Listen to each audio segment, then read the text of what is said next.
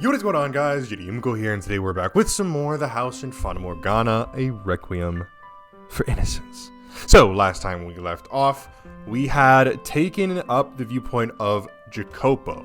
So he has basically volunteered to infiltrate inside the Lord's mansion, and he is there to incite a revolt, basically.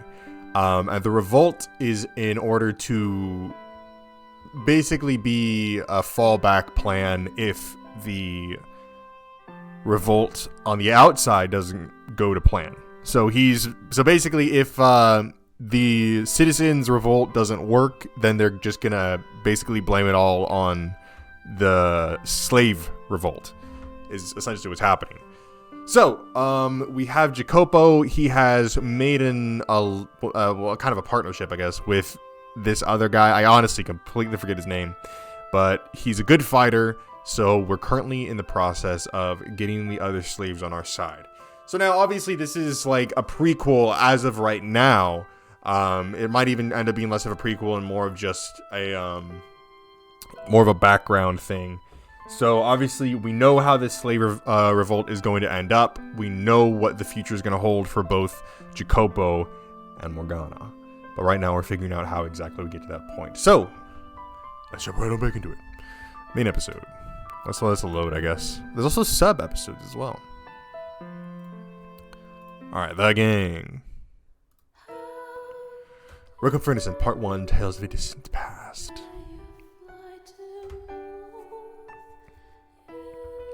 We're probably safe here for the time being. So, what next? First, I need to take her somewhere she can get some rest. Grah! You've got nothing in that head of yours except that half-dead girl, do you, kid? What, you fell for her or something? Oh yeah, we already saved Morgana and all that. I forgot about that. Well, there you go. Is that what gets your rocks off? Can you only get her up for the ugliest thing in the city? Not to mention, she can't be older than 10.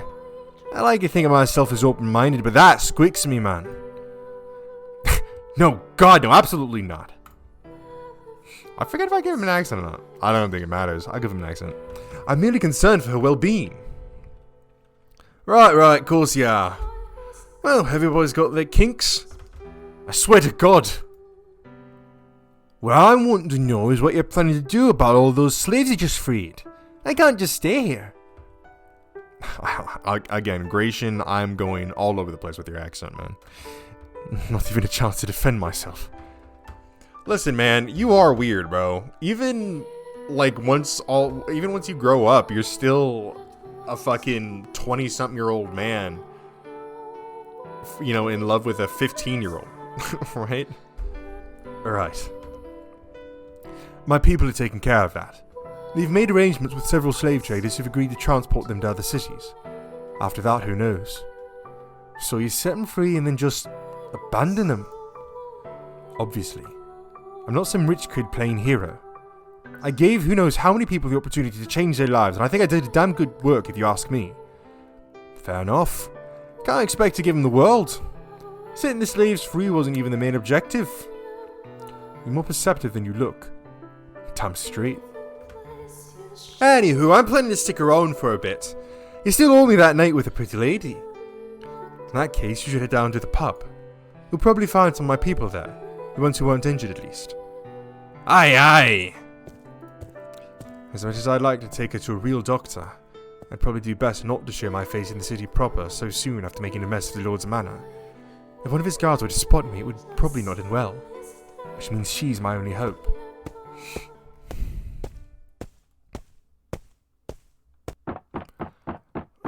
It's afternoon. We're not open until evening. It's me, Maria. Let me in. J.Yumeko? You're alive? You have any idea how worried I was? I mean, fucking hell, I haven't slept in 2 weeks. I bet my life that I just woke you. Oh, shove it. It's a sentiment that counts. Anyway, I'm glad that you're... Wait, what the hell is that on your back? A corpse? She will be soon if we don't do something. But for the time being, she's still alive. Whoa. Stop right there. I have about 1,000 things I want to say right now, but let's start with this. What What exactly are you planning to do with her here? I mean, she looks like she got mauled by a fucking lion. I need to stay low for a while. I can't risk showing my face in the city, so I was wondering if you would mind letting her stay here for a while. Excuse me? Let her stay here? And if you could look after her while she's here, I would appreciate it. No, stop. Time out. I'm not doing anything without an explanation. First of all, who is she and what the hell happened to her? The Lord was torturing her. I rescued her during the revolt. Okay, keep going.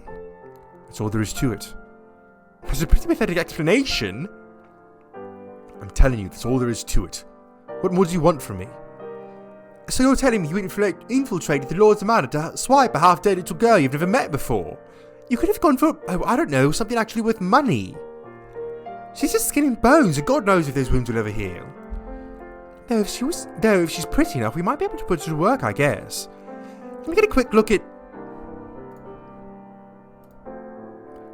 I have no words. I can't. Please, Maria. The longer we stand here, the closer she gets to death.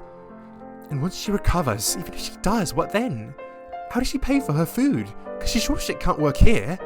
I'm not sure there's much work she can even do. We're a business, not a charity. If I'm going to be putting up my time and money into looking after her, I need something in return. And she doesn't look like she'll be able to offer much of anything.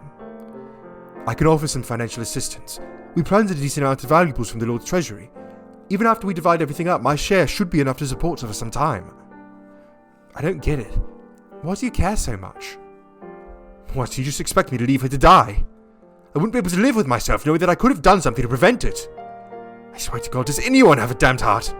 Because everyone says she sure seems hell-bent on letting her die. Whoa, relax, chill. You've lived here long enough, Jacopo. You should know as well as anyone that morals and good intentions aren't enough to help anyone. I don't care. I want to help her. She can't be any older than 10. And her face could very well still heal. I can't stand to see her life end like this. Abused and tortured by a madman. It's downright cruel. She deserves better. She deserves to know the world's not all hell and misery. Oh, fine. You win. I surrender. You know, I know better than anyone. There's no changing your mind once you've set on something.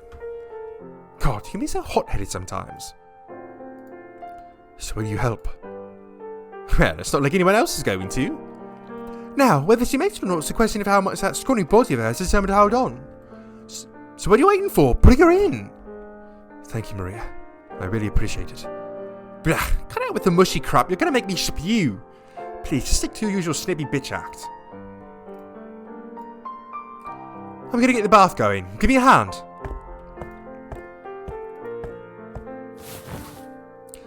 She should be able to get some rest in here.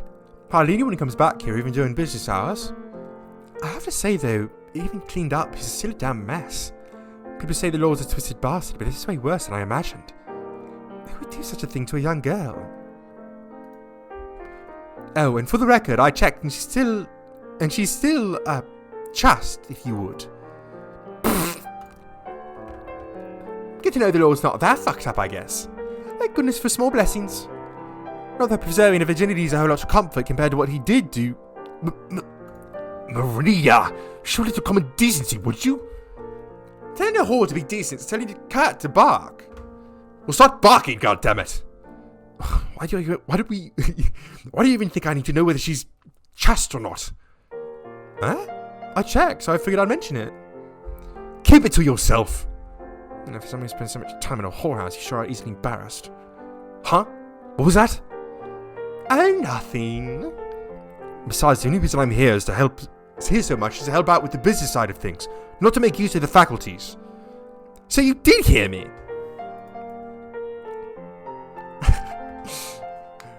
I checked and she is still... How do you... Listen, man. I know there are ways to do so, but like, as far as I understand, to check if somebody is chaste is not a simple, like, quick peek. Like, there's some processes that have to be done to check if somebody's chaste. So it's kind of interesting that she mentioned that. But hey, man, I'm not a pussyologist now, am I? So let's see. Hey, Maria. Oh, is she coming too? Hey there, how you feeling? Can you see me? I've got some warm water if you're up to drinking anything. Still too weak to move on your own, it looks like. That's alright. Hang on, I'll go grab it and help you out. Did I give her an accent? God, man. Oh. Welcome back to another episode of Did I Give Them an Accent? Oh, Lord. It sounds like she just said something. Of thy mercy, cut off mine enemies. Huh? Enemies? All of them that afflicts my soul. Hello, you okay in there? For I am thy servant, oh Lord. It's okay. He's not here. We escaped. He can't hurt you anymore. Of thy mercy. It's okay. Destroy all of them. Hey, Jacopo, not to be indecent, but I think she might be, beyond repair, and not just physically. No need to jump to conclusions. She could simply be disoriented. You're safe. There's no enemies here. No need to be afraid. You'll be feeling better in no time. You just need some rest. The human body's incredibly adept at repairing itself. I'll have some ointment for you soon, too. Your what? Ointment? How are you expecting to pay for? Don't interrupt me, Maria. Christ. Just hang in there a little longer. You'll be alright. You'll be all better before you know it. If there's anything you need or want, don't hesitate to ask. I'll get you anything within reason. I guess it's still be a bit before you can talk much, huh? Maria, I need to drop by the pub for a bit. I'll get some ointment on my way. Butterfly. Butterfly brooch. Gone. Butterfly brooch? What's she talking about? Is she seeing things or something? Perhaps, or maybe the Lord took it from her. My treasure. Alright, I'll see if I can find it while I'm out. If it's something the Lord took from you, then there's a chance it might be in the stuff we looted from his manor. I'll be back later today. You'll get some rest, okay? Look after her while I'm gone, would you, Maria? I already agree, so it's not like I can say no. Just remember, I've got work to do, so I can't be with every waking moment. A room, a warm blanket, and you checking in on her every once in a while is more than enough, thank you. Anyway, I'll be back. Ciao! Hey, Jacopo. Yeah? Don't get in over your head, okay? I won't. Well, we know how that went. And then I charged in me trusty blade held high, cutting off Barnier's last escape route. The poor bastard stood up and pissed himself, begging and crying for his life. You were never even in the same room as him, you lying scoundrel.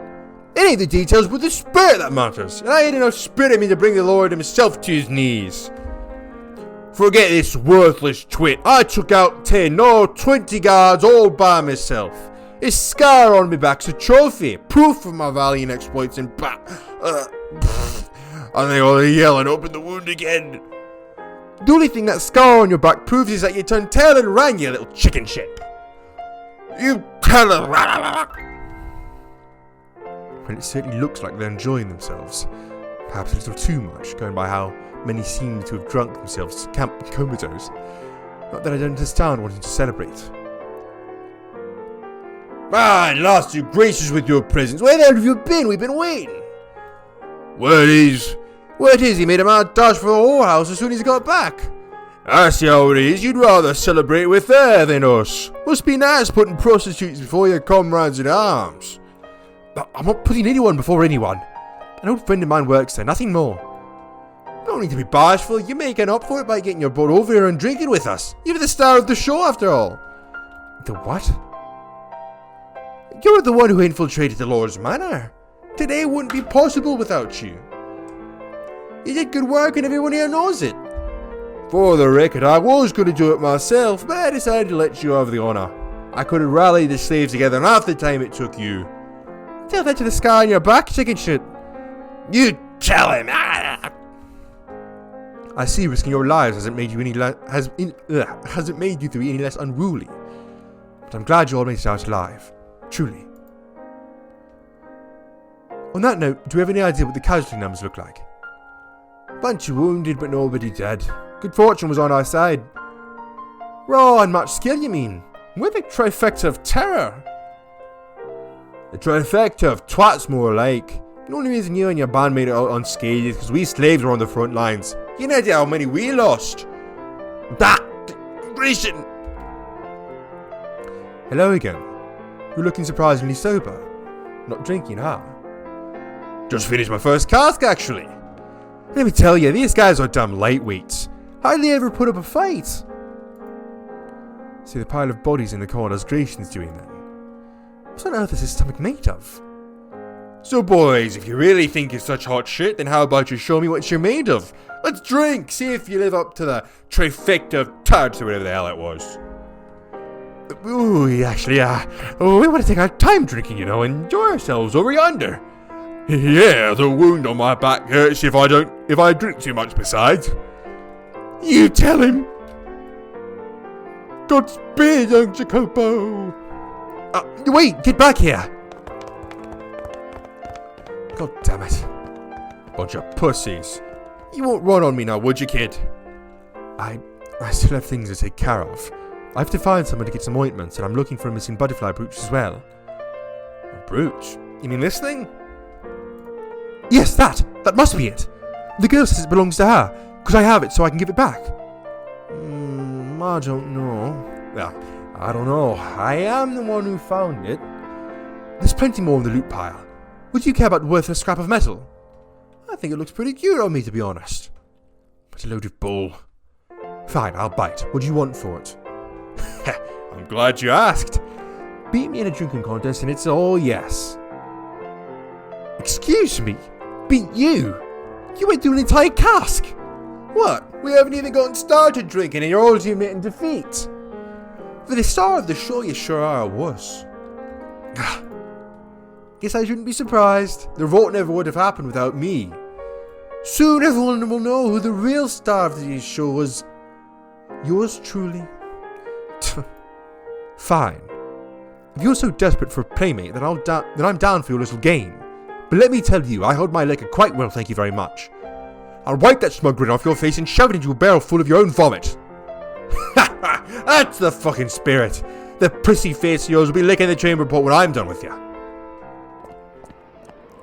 Hey, fellas! Grecian and Jacob are having a drinking contest. Grecian? Who the hell's that? Do we have a Grecian? Right over there, the big fella. He helped with the revolt. Used to be a gladiator. A gladiator? Those still exist. I'm putting my money on Grecian. Bloody traitor. Jacopo's been with us from the very beginning. I'm betting on him. Ha! Looks like we've drawn quite the crowd. You got yourself an impressive little fan club, kid. When you've been in the slums as long as I have, you get to know pretty much everyone. The more to humiliate you in front of. Right then, the rules are simple.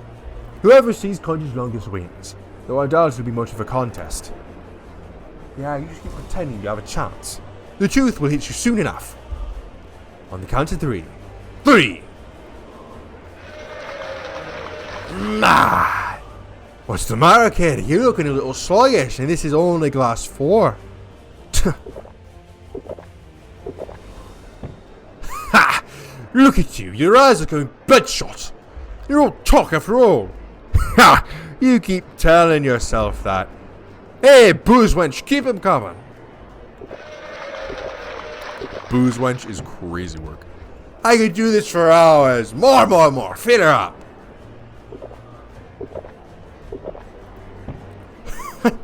I was quicker than you that time. Yeah, better than you look. But don't forget I got a full cask on you. You're running with a handicap. I'm not the one who challenged you. You're just making excuses when I beat your ass.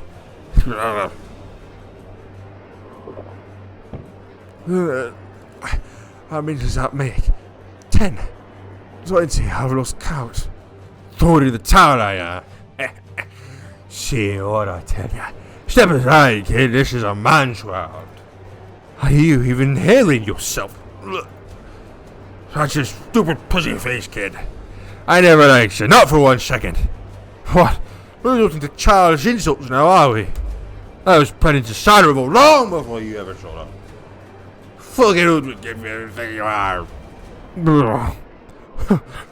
Were you now? Well, I'll have you know I never liked you either. You think that you just because you can swing a sword around like a big ape that makes you better than everyone? What the freak you just friggin' say about me, you punk? Wanna go, eh? You wanna go? If you want to go, take another drink. Is that what we're doing this for, huh? Oh, fuck, that's right. Do this up again, wait.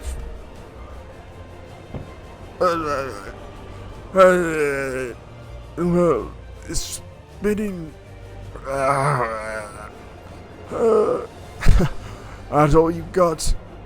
Your face is as red as a baboon's ass. Here's a fucking corpse. One more round, I'll crush ya. You can try. Excuse me, What? What's your problem? Booze, where's the booze? Eek! Please don't be angry with me, but, well, we're all out of everything. You what? Go get more, that's the only pub in town. I have. Everyone's out. Everywhere. So, it's a draw. Oh, anticlimactic. Seriously, what a load of bull. Eek! He just fell over. He's just sleeping. God, he may be the rowdiest man I've ever met. Is he going to be okay? That looks like it really hurt. Leave him be. He'll wake up when he needs to piss, probably. And on that note, I'll be in the tree.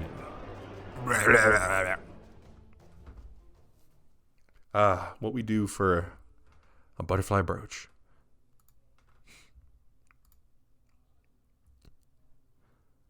Maria, it's almost time to open up. Gotcha, I'll be out in a sec. You get some rest, hear me? I've got to run for a bit, but you shouldn't have to worry about anyone coming back here.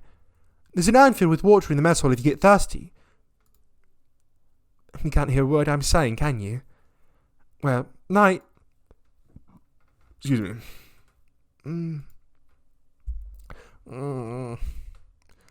I entreat you to think long and hard about your actions.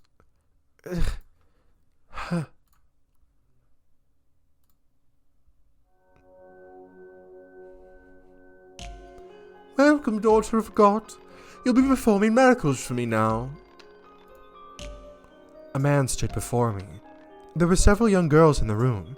They looked like prostitutes. Some of them might have been boys. Well, I will say, this game takes inspiration from a lot of fucking places. Like, I know that, obviously, Pauline is supposed to be from Italy. Well, from where I assume is supposed to be, like, Italy. Or somewhere in the Mediterranean. And then, Michael's French.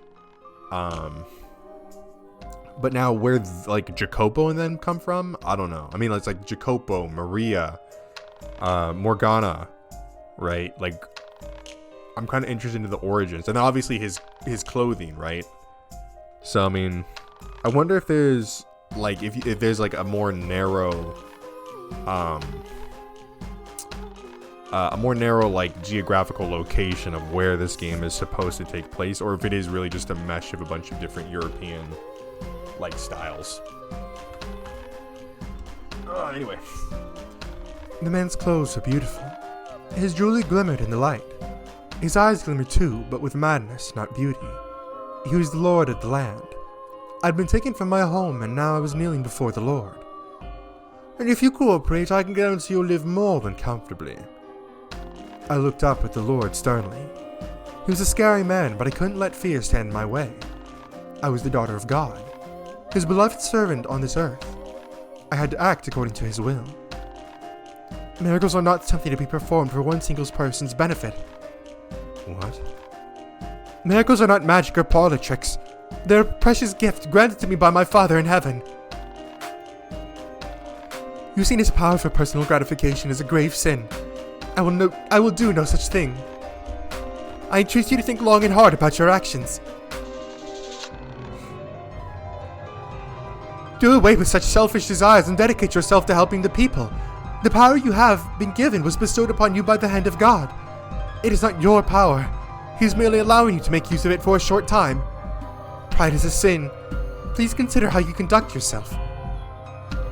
You're an ignorant, insolent child, aren't you? I bought you. You are my property. You have no right to an opinion. That is not my opinion. That is the way of the world, as God... Silence! You're not here to talk, you're here to perform miracles for me and my guests!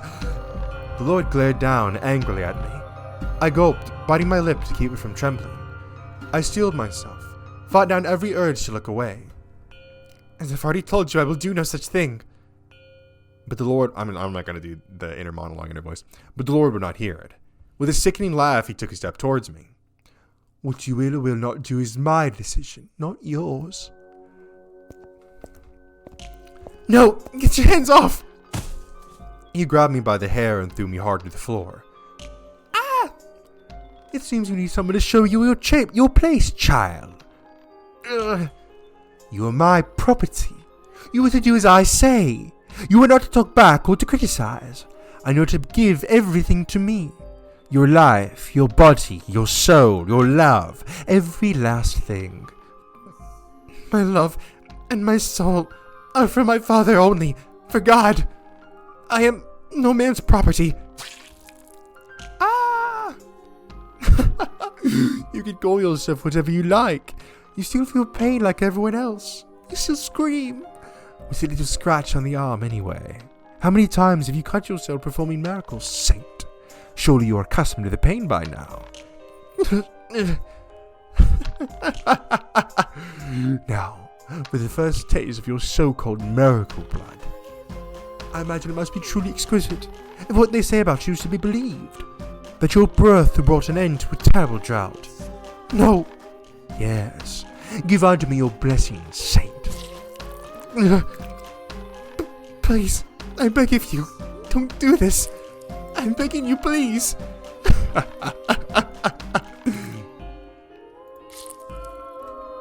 My blood was meant for the sick, the poor, the suffering. My miracles were meant for those who needed them. Is this another one of your trials for me, Father?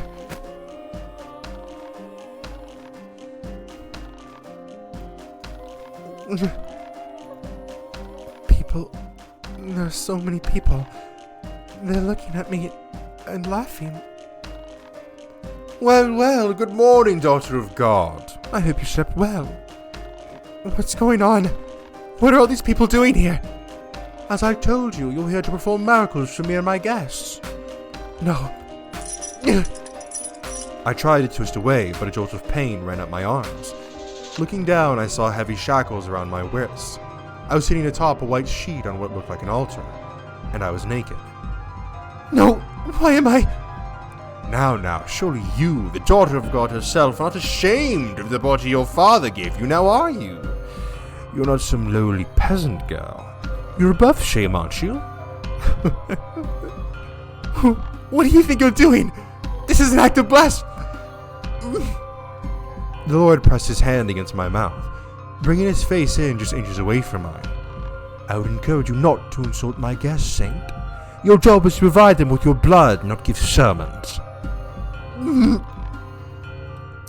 He placed a knife against my neck. Intense pain jolted through my body. No tears. Now that's a good girl. It simply wouldn't be the same if you cried and blubbered like a lowly slave or a whore. Dignified and saintly. That's what I need you to be. The Lord brought a goblet up to my neck, filling it with the blood flowing from the gash. He raised it high into the air. Cheers! The saint's blood and good fortune to all! And then started passing it around to his guests. Staring hazily out into the crowd, I prayed. Prayed that someone might speak up, might proclaim this to be a terrible affront against the Lord that it was, might declare that I should be set free, that someone, anyone, would speak against the Lord. Ha ha! What a wonderfully curious item you found yourself with, Lord Barnier. Indeed, you never fail to surprise me, my lord. But his wealthy companions had no objections.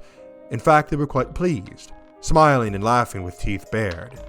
Most of them looked like they'd never gone a day in their lives without a proper meal, and all of them were wearing masks to hide their faces. An unholy Sabbath. A filthy, perverse blood Sabbath. My consciousness began slipping away, not from pain, but despair. I couldn't bear the sight of them, these men and women who didn't fear God, reveling in depravity. They were monsters dressed in fancy clothing, or perhaps they were demons taking the form of humans, and these were the gates of hell.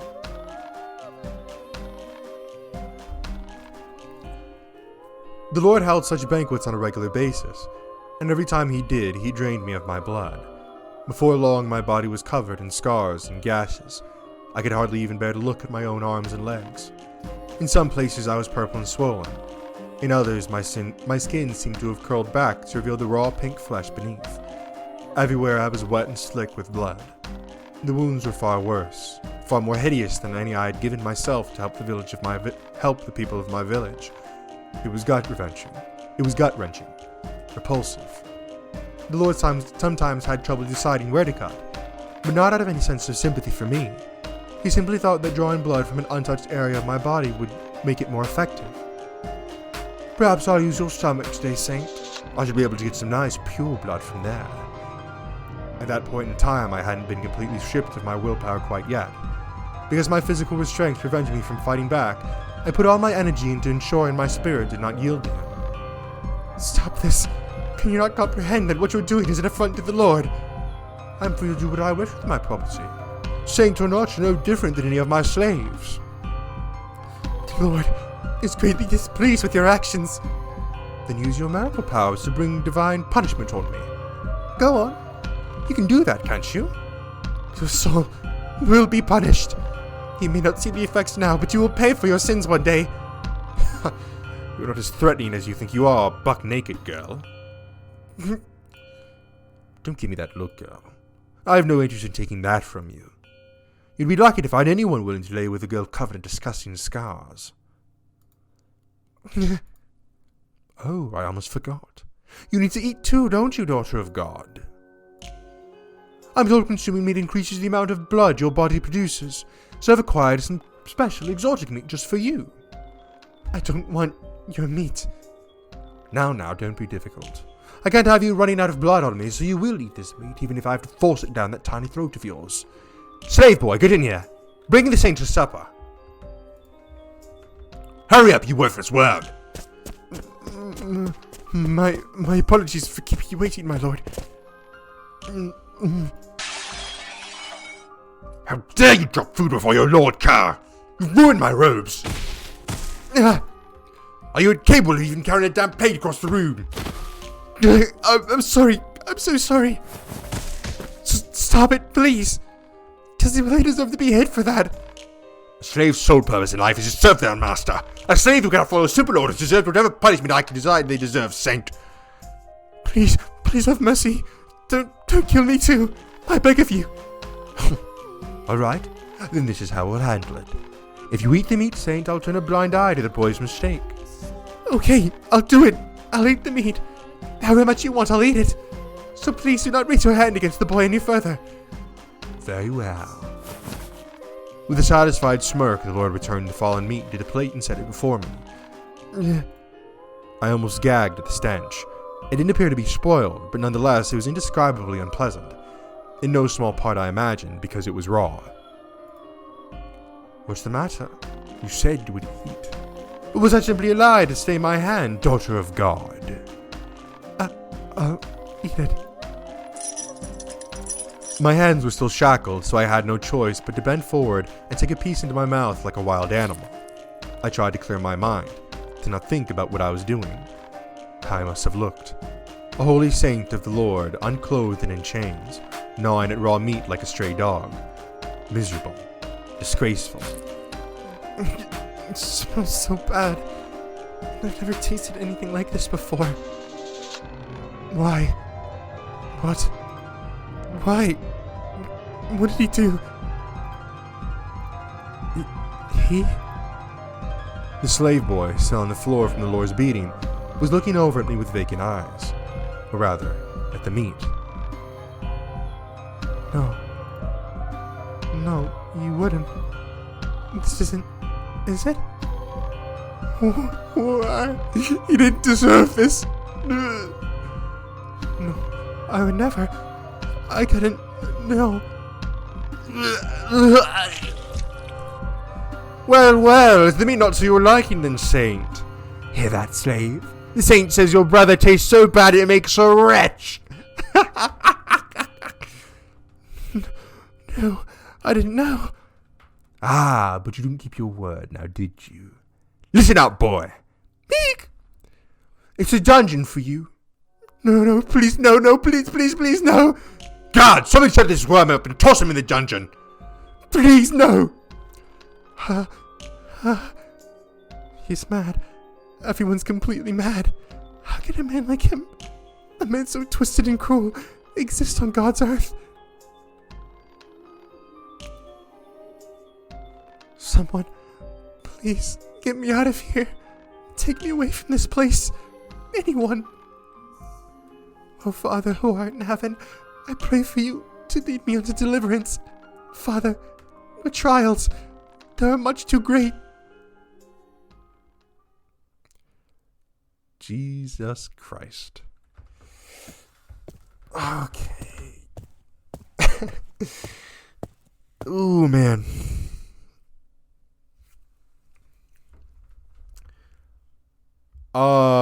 So if you don't know, I just finished Shell Part 1 Inferno. I finished the actual ending. And I said in the very end of that video that one of the things I love about that game is that it is very good with the twists and turns and like always keeping you on your toes. This game so far, dude, the fucking horrible shit that the characters went through in the fucking original game in House of Fata Morgana was terrible. I mean, the shit that these people went through, the humiliation, the degradation, the torture, the trauma. I mean, that's one thing. But this game just builds on it further. We already know that Morgana went through a bunch of terrible shit, but now it's just going into even more depth of it. And it's always just that horrific reminder that during all of this, she was a kid. She wasn't even in her tweens yet. And yet, this is the kind of stuff that she was having to go through. I mean, Jesus, man. Ugh, I feel like my brain's been pickled in booze. My head's pounding. Throwing it all back up helped a bit, but tomorrow's going to be absolute hell. You were great as always, darling. So what do you say we continue this somewhere a little more private? It's so sweet of you to offer, but like I told you last time and the time before, I can't. It's against the rules. Hey now, we both know the other girls are already having some extra fun on the side. If you ask me, I think we make good lovers. Because we sure make good love. You know, to tell you the truth, I do kind of like you. Oh, then you'll... But you're missing one very important thing I require of all my lovers. What is it? What am I missing? Money. Once you got a treasury I can swim in, then we can talk. Till then, we keep strictly to business. God, you really are a cold-hearted bitch. Fine, whatever. See you again. And a wonderful evening to you too, sir. Fucking men, I swear. You act friendly for 10 minutes and then think you want to get hitched. He seems like a very pleasant man. Jacopo! Oh God, don't tell me you saw that. I did. Sorry. Nah, it's no big deal. No skin off my back. Also, holy hell, how much did you drink? You smell like you brought the whole pub back with you. It wasn't my decision. I wasn't planning on drinking at all. Really now? Well, not like it matters. So, quick question for you, Jacopo. Would you be lovers? Excuse me? Whoa, chill, man. Turn it down like 10 notches, would you? But where did that come from? Do you really think I never realized you felt that way about... Oh, wait, what? Let's see, what do you say? What did that... Do you really... I never realized you felt that way about... Like hell I do, dipshit. Harsh words. It's just... I'm tired of going through the same routine over and over and over again. I never stop no matter how many I turn down. So I figure if people think I've already got someone, it may lose me a few clients. But it'll also mean spending less time dealing with guys like him. You're more than welcome to use my name if you think it'll help. Are you sure that's what you want, though? What? What do you mean, am I sure? I just mean, it could come back to bite you when you find someone you actually love.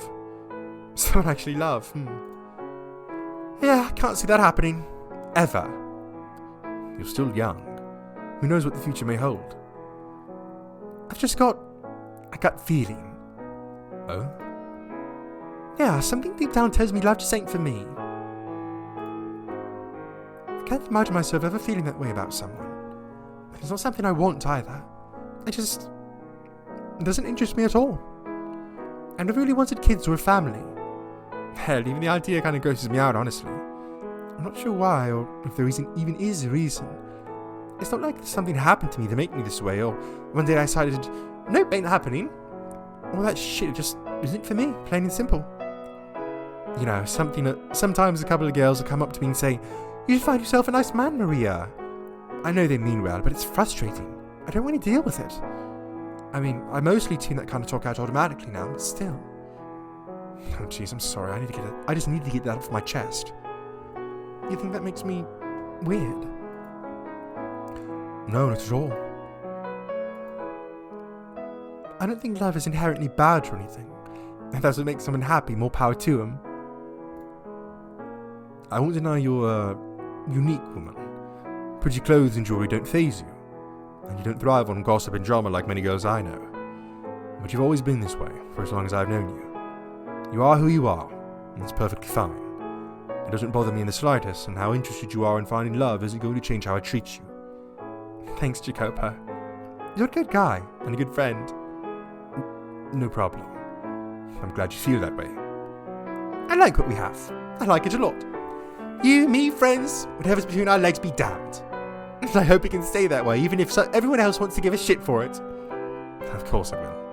I've told her confidence in our friendship, that I can continue to grow throughout the years. Me being a man and you a woman has no bearing on that at all. Man, I gotta say, you actually speaking your mind instead of putting on airs. Kinda gives me the creeps. Well, if that's how you're going to be, see if I ever do it again. Anyway, I suppose your uniqueness is what allows you to believe so strongly in friendship. Your... how shall I put it? Complete and utter inability to comprehend love? To put it bluntly, yes. I guess that's one benefit of me being a weirdo then. I get to have you as a friend. So it is. Although in that sense I'm not much different than her. And I've never had romantic feelings for anyone either. So hey. I know I said this like a couple hours ago or whatever, but seriously, please try not to get in over your head, okay? I'm pretty damn content with the way things are. I mean, sure I'm poor and sure I'm whore, and living to old age is probably out of the question, but I think it's a pretty solid balance all told. I've got me a good friend, I work with some great gals. Life ain't half bad. I enjoy it with all its ups and downs. It's a hell of a lot better than being at the orphanage. What more could I possibly ask for? What we've got is good, isn't it? I'd like to check in on that girl if that's not a problem. I managed to get my hands on some ointment. Yeah, sure. Sorry, I didn't mean to talk your ears off like that. It's fine. Oh, and I also found the butterfly brooch she was talking about. Oh, nice! She'll be happy to see that, I imagine. Any change in her condition while I was gone? Dang, bro, just fucking glossed over that like nothing. Nope, she's just been sleeping. Here, let me walk you to her room. Thanks. I'm sorry, Maria. You may be content with the way things are, but I'm not. I want to go out into the world one day. Prove myself. I'm tired of being sneered at and told I'm worthless. Inferior. Yep. Again, one of those things where we know exactly how that plays out. She's sleeping so soundly, part of me wonders if she'll ever wake up. Anyway, room's all yours. I've got to get back to work. Alright, thanks. Take care of yourself out there. Man, I've been at this for years. You don't have to worry about me. I guess now's as good a time as any to apply the ointment.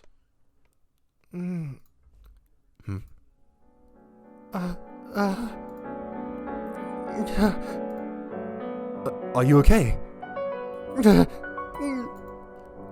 No, please don't. I'm begging you. Help! Hey, what's... Suddenly, the girl began writhing on the bed and clasping at her chest. Half panicked, I reached out for her. When I realized her eyes were wide open, they were pale gold and stared straight through me. No, that doesn't quite capture it. I felt almost as though I had just been skewered with a spear. They looked horribly out of place on her disfigured face. The dark patches of flesh, in fact, seemed to accentuate her eyes, the contrast giving them a curious sort of magnetism, unwavering resolve and fragility, benevolence and seething madness.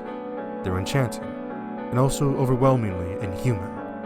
Perhaps their otherworldly beauty was, in some way, a result of her being in shambles physically and mentally. Like she was standing on the precipice, majestic wings spread wide as she prepared to embark on her journey back to heaven. Not on my watch or not. You put those damn wings away. Hold on, I'll get some water. Hey! As I tried to step away from where she lay, the girl abruptly lurched forward and chomped down on my arm. Ah, shit! Get off me! Calm down! I'm not your enemy! Ah! Her teeth clenched down on my arm, ripping into my flesh with a force I never imagined the girl capable of. I was afraid she might take a good chunk of it with her. That said, I could have easily knocked her away. She was an emaciated child, and myself a relatively healthy adult man. Hey! Which is precisely why I didn't. As the girl growled and gnawed at me like a rabid dog, I forced myself to make a smile and let her have at me. That's what it takes to placate you, but my arm is all yours. Bite it, claw it, rip it off, whatever you want. A few years back, there was a stray cat not far from where I lived. It was always hissing and biting it when I got near it. But after a while, when it realized we meant it no harm, it stopped all that. It calmed down. These humans are the same way. We're just big animals.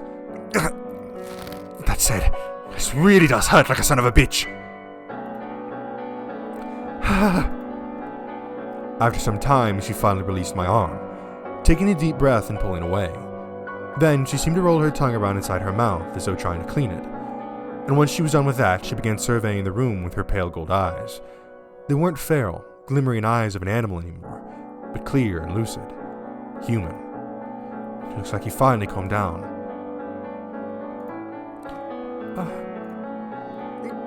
Let go of me! Whoa, I'm not going to hurt. Let go, get your hands off me, please!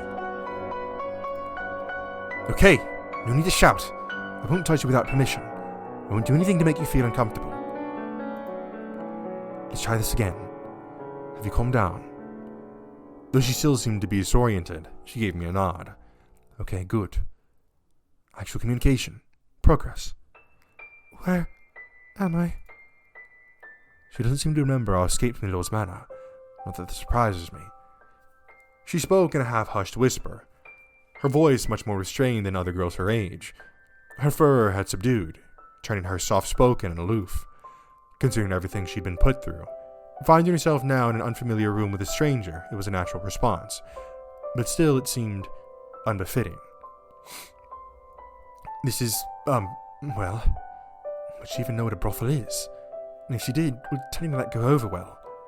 It's kind of like my home, I guess you could say. I hear strange voices. Women, they sound like they're moaning. And the floor is creaking. Yeah, sure is. Oh, crap. I've gotten so used to that I just tune it all out automatically. But she's right, you can definitely hear their voices through the walls. And they're talking their way out of that. This is your home, you said. So you host terrible banquets as well. Whoa. Don't jump to conclusions. I'm sorry, I lied. This isn't my home. I just wasn't sure I could explain it in a way you would understand. We're in a brothel. Do you know what that is? It's where, shit. It's where, a bunch of women called prostitutes get together and sell sad men happiness. I know what a prostitute is. Oh, do you? I'm surprised you're a little young for that. They are unclean. They disobey my father's teachings. What? God says fornication is a sin. All who indulge in worldly pleasure defile themselves and shall be cast down into hell. Why am I in a brothel? Because this is the only place I knew that we could look after you. But don't worry, I have a good friend here. You can trust her. She'll take good care of you. So, you sold me to a whorehouse? Excuse me? You mean to defile me further? To make me into a harlot? Whoa, slow down. I never said that. No, that's not why I brought you here. Liar. First off, you never... You're a liar. You mean to force me to defy the teachings of my father? Take me back to the Lord's Manor. Are you out of your mind? I would rather be there than here.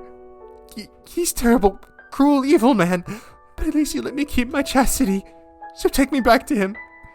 Okay, stop. Not another goddamn word. You want me to take you back to the Lord's Manor? Like hell. Do you have any idea what I went through to get you out of there? And then there's Maria, who's been caring for you while I was out. We're helping you. Everything we've done has been to help you. And then you say you want to go back to get sliced up by that sick bastard. Are you insane? Please, don't shout. Sorry. I'm begging you, just let me have my chastity. Are you kidding me? I must remain pure. I cannot return to my father's side when I passed on if my soul's been tarnished. Oh, for the love of... How many times do I have to tell you? I have no intention of making you into a prostitute. Besides, even if I did, you couldn't get any work looking like that. What do you mean? Hold on. I'll get a mirror. It'll be quicker for you to see for yourself. I grabbed one of the prostitute's hand mirrors and passed it to the girl, which she hesitantly accepted. She seemed less concerned about the mirror itself, and more just worried that I might try and do something to her. Slowly, she turned her gaze toward the reflective surface. It was generally difficult to gauge her expression through the patches of dark and festering flesh, but the look of horror that spread across her face was clear as day. What? Why? How? What are these terrible marks?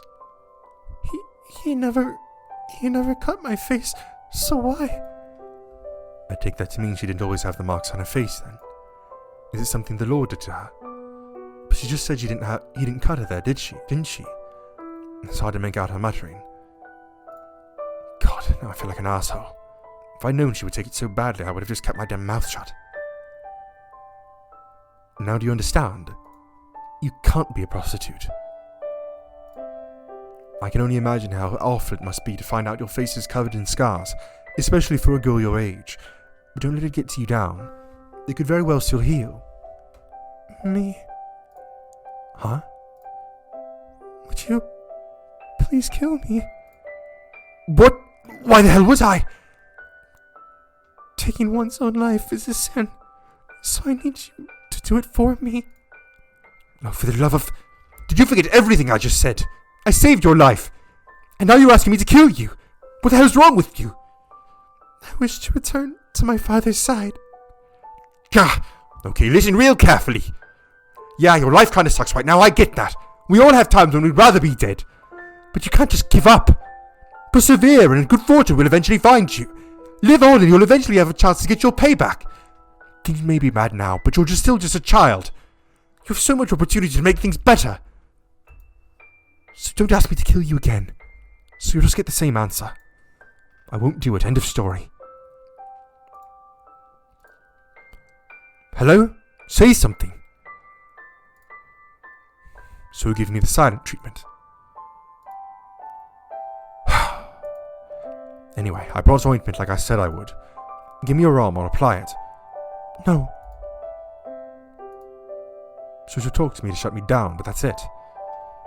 I wish to be alone. I'll leave if that's what you want, but don't you go dying on me. I will not take my own life. It is a sin.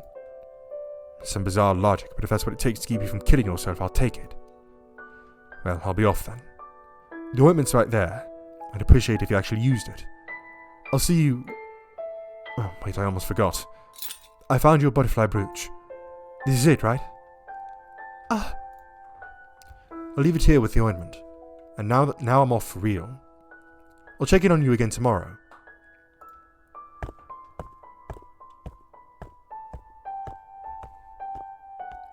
That was a lot more work than I expected. Oh, look who it is! All done with your little visit? Yeah, all done. Same with you, I take it. Yep, just a little bit ago. God, you would not believe that last guy. He was so rough I thought he was going to tear me a third hole. Is that so? I'm not sure how I'm supposed to react to that information. So, any news? Or did she just sleep the whole time? No, she woke up. We even spoke, if briefly. Oh shit, that's great news. That's debatable. Oh? What happened? Your big sister's all ears. Except I'm older than you, and we're not related either. Huh. Well, I definitely figure her life wasn't all sunshine and rainbows. So what? You want to look after her? Because let me tell you, it'll be hard, thankless work. I made that choice when I rescued her from the Lord's Manor. I'd at least like to take care of her until she's able to support herself to some degree. Well, I'll do what I can to help too. We can spare room for her here as long as she needs. I appreciate it. She seems far too wary of me to stay with me. You were planning on taking that poor innocent girl to live with you? Man, I thought you had standards. No, for the love of God, no, I would never. That reaction is never going to get old. Anyway, pretty strange marks she's got on her face, huh? Any idea what they might be? There was a girl who used to work here a while back. One day she woke up and she was covered in warts. Warts? What does that have to do with this? Till, I'm getting to that. Me and the other girls, we thought one of her clients had given us something, not uncommon in this line of work. We'd never seen anything like it before, but we just assumed it was some kind of rare disease. Not long after she quit and, well, to tell you the truth, I figured she'd just turn up dead in a ditch somewhere. But she got lucky and her family in a better part of town took her in, let her work for them as a maidservant or whatever. When I ran into her a few years later, the warts were all gone. At first I assumed the disease had just run its course, but as I talked to her, I started to think that wasn't it. Oh? Apparently, some of the clients at the brothel used to harass her real bad. They'd even go as far as chasing her around the slums. She wasn't a particularly tough girl, so it did real number on her psychologically and emotionally. But she told me as soon as she got it out and it all stopped, the war just went away. Poof! So my guess is, sometimes people's emotional states can leave physical consequences. And you think the marks on the girl's face are the same thing? Yep. The Lord tortured her so bad he busted her up mentally and emotionally on top of everything else, and that's what we're seeing with her face. I mean, I could be completely wrong too. For all we know, the Lord did cut up her face and she just doesn't remember. Or it could be something else entirely. It could be some kind of disease. Good point. Either way, there's no doubt she's been to hell and back. So plan at least 3 years of ice breaking if you want to get through to her. 3 years. That sounds about right. Try to watch yourself though. You can have a bit of a short fuse sometimes. I will. Oh, what do you say? Little does she know I've already snapped once. I should get going then. Excuse me. It's been one hell of a day. I'm beat. Get all the rest you need. I'll let you know if anything happens here. Thank you. Good night. Sleep tight.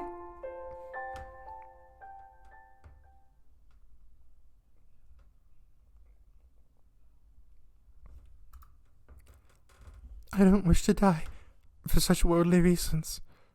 It is simply unacceptable for a saint of the Lord to look like some kind of a terrible hellspawn. With every moment I grow more impure. Oh, Father?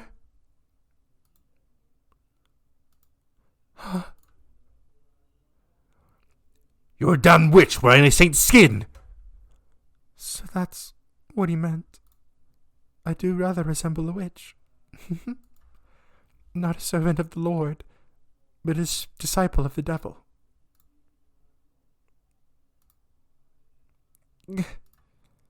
No, I cannot cry. I must not lament of my own misfortune. I must not feel sorry for myself. My tears, a saint's tears, should only be shed for others.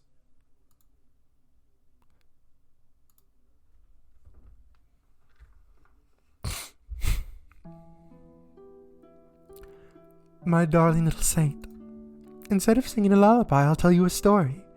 The story of the day you first graced this earth. On that day, I told the village a very important secret, that I was visited by an angel of the Lord, and that I was with child, though I had known no man. The other villagers mocked me, called me a liar and a madwoman, but I did not relent, for it was the truth. And then, when you let out your first cry, rain clouds suddenly began to form in the sky, and the land was blessed with rain after many months of drought. The clouds, they were brought here by your voice, my dear, a gift from your father, the Lord God.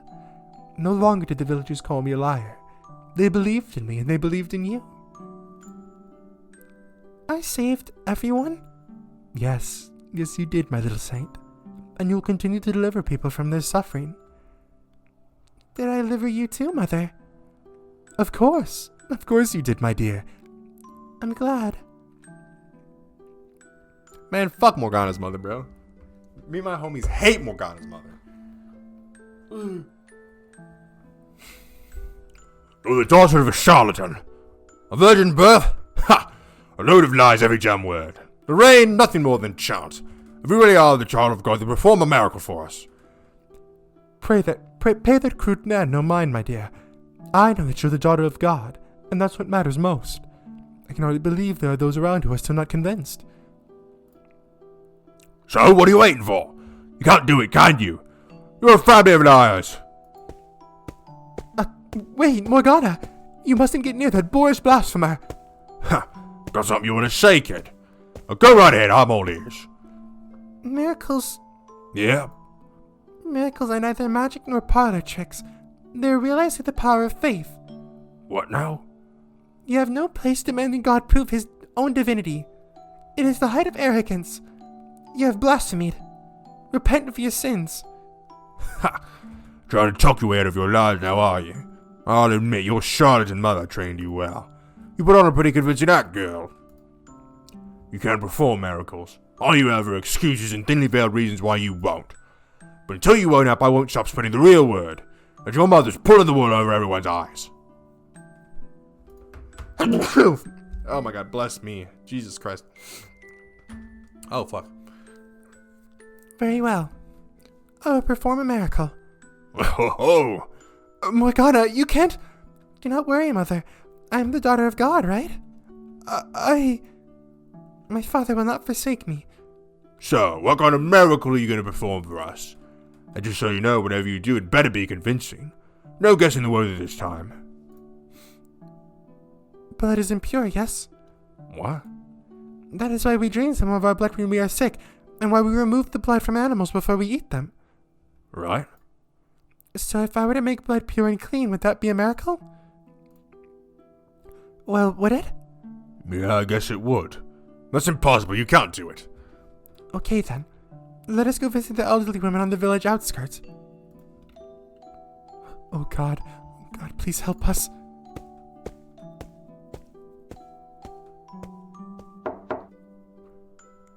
Good afternoon, sister. How are you feeling today?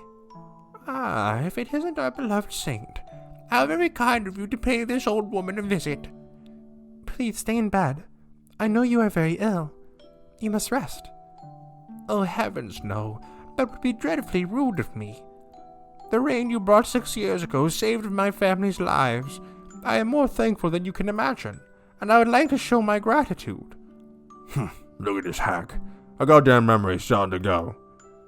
If you are going to be disrespectful, then please wait outside, and do not let your profanity contaminating this sacred rite. Otherwise, stay quiet if you wish to see the miracle being performed. Oh, beautiful saint, please, allow me to kiss your feet. Thank you, my sister. That will suffice. I am here to perform a miracle for you. For me? Yes. You have always believed in me, your faith never wavering. 6 years ago, the whole village acknowledged me as the daughter of God. But as you can see, there are those whose faith is not as strong as yours. How terribly tragic. That it is. But fear not, for as long as there are those whose faith is as strong as yours, I believe unbelievers will not weaken my power. For faith is the path to salvation. Yes it is. In celebration of your 6 years of unfaltering faith, I have decided to perform another miracle for you today.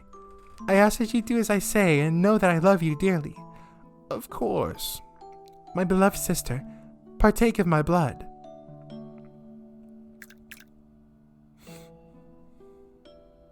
Hey, did you hear the news? The old lady's back on her feet again. I ran into her down in the fields and about jumped out of my skin. Word's going around that it was the saint's work. Oh, word going round is it was the saint's work. I actually made her drink her blood. Drink her blood? She's the daughter of God. Her blood ain't dirty like the rest of us. If it got real power. I guess what they said is true. She really is the child of God. Yep, we got ourselves a real genuine saint here. Not many people can say that. No, there's no way. It's not possible, it can't be. There he is, the bastard who dared insult our saint. Get him! We'll put his head on a pike. Show everyone what happens when you disrespect our saint. Stop this at once! Our saint! Please let that man go. The Lord teaches us to be kind and forgiving of one another. It does not please him to see man fighting against man. But he insulted you, our saint. He called you the daughter of a charlatan. Everyone makes mistakes. I bear no grudge against him for a momentary lapse in judgment. I simply pray his eyes have been opened to the truth. I do not wish to see him punished. I forgive you. Thank you. I was wrong. You are a saint. I never again will I call you a liar. I am your faithful servant, my beloved saint. Your devotion is truly honorable.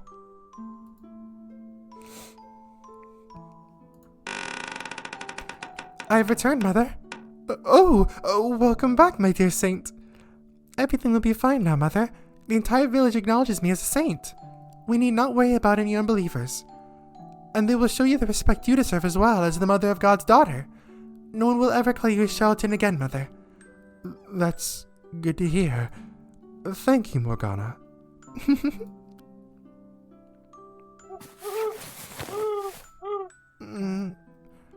It's still night. I'm thirsty. I'll go get some water. What did I miss? Mother's still awake? Who is she talking to? Herself? Oh God, what did I bring into this world? She scares me sometimes. When I look into her eyes, when I hear her voice, I feel like my soul is being sucked out of my body. She's a girl of barely 6 years, yet she terrifies me. I'm beginning to think she really does have some kind of strange power that allows her to manipulate, to control people. What I'm not sure of is whether or not it's truly a holy power. Is she really a saint? My heart tells me she's something else. Oh, what horrors have I brought upon this earth? You know as well as I do, God, that nothing divine could possibly grow in my womb. Are you punishing me, God, for the sins I committed that night years ago with the vagrant? I'm dreaming. This is all a bad dream. Mother would never say such things about me. It's just a dream. Good morning, my dear little saint. Is something the matter? You look vexed. Mother, last night... Did something happen last night? No, nothing happened. Mother, I've always been a saint, right? From the day I was born. What's gotten into you, my dear? Of course, you are the daughter of God. Nothing will ever change that. Thank you. So it was all a dream. I should just forget all about it. Oh, I almost forgot. I have something for you. I'm sure you'll love it. For your 6th birthday.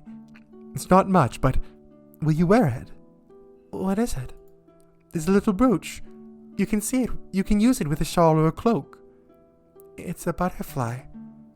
Butterflies are said to be God's messengers, so I thought it would fit you nicely, my dear. It's so pretty.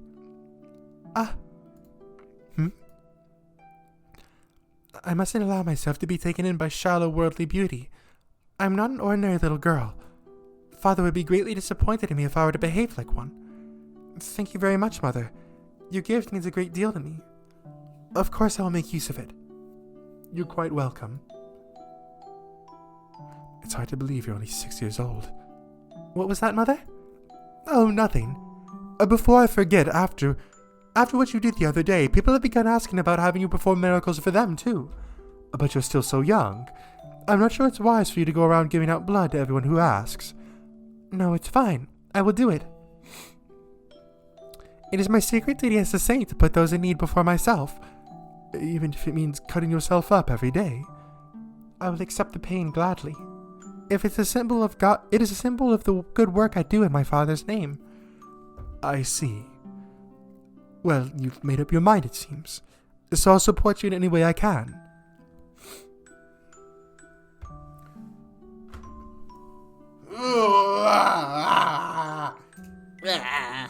Oh my god.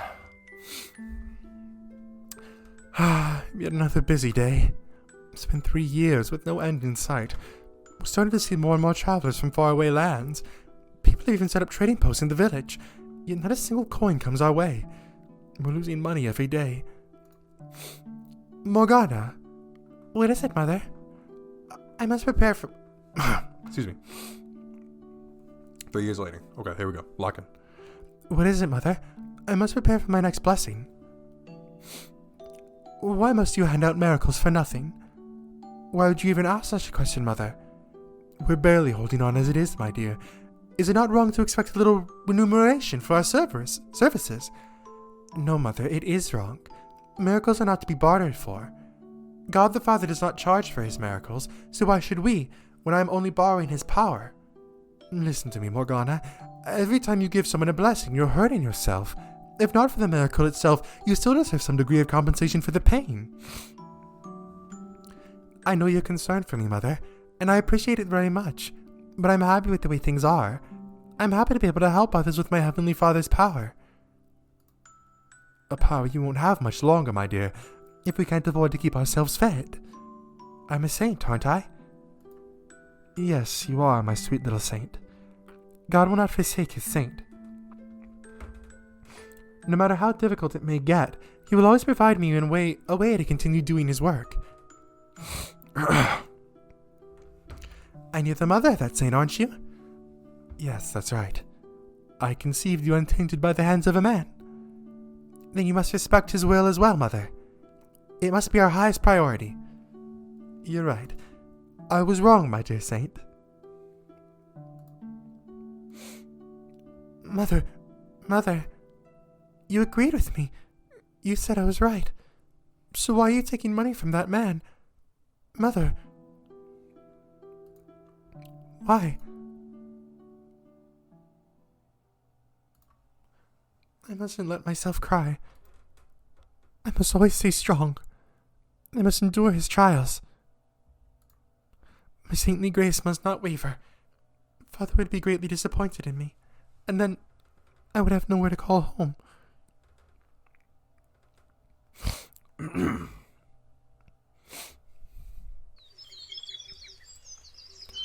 My entire head is throbbing. What a wonderful way to start the day. I'd like to sleep in for another 6 or 12 hours. I just have things to take care of after yesterday. First, down to the pub to talk to the gang.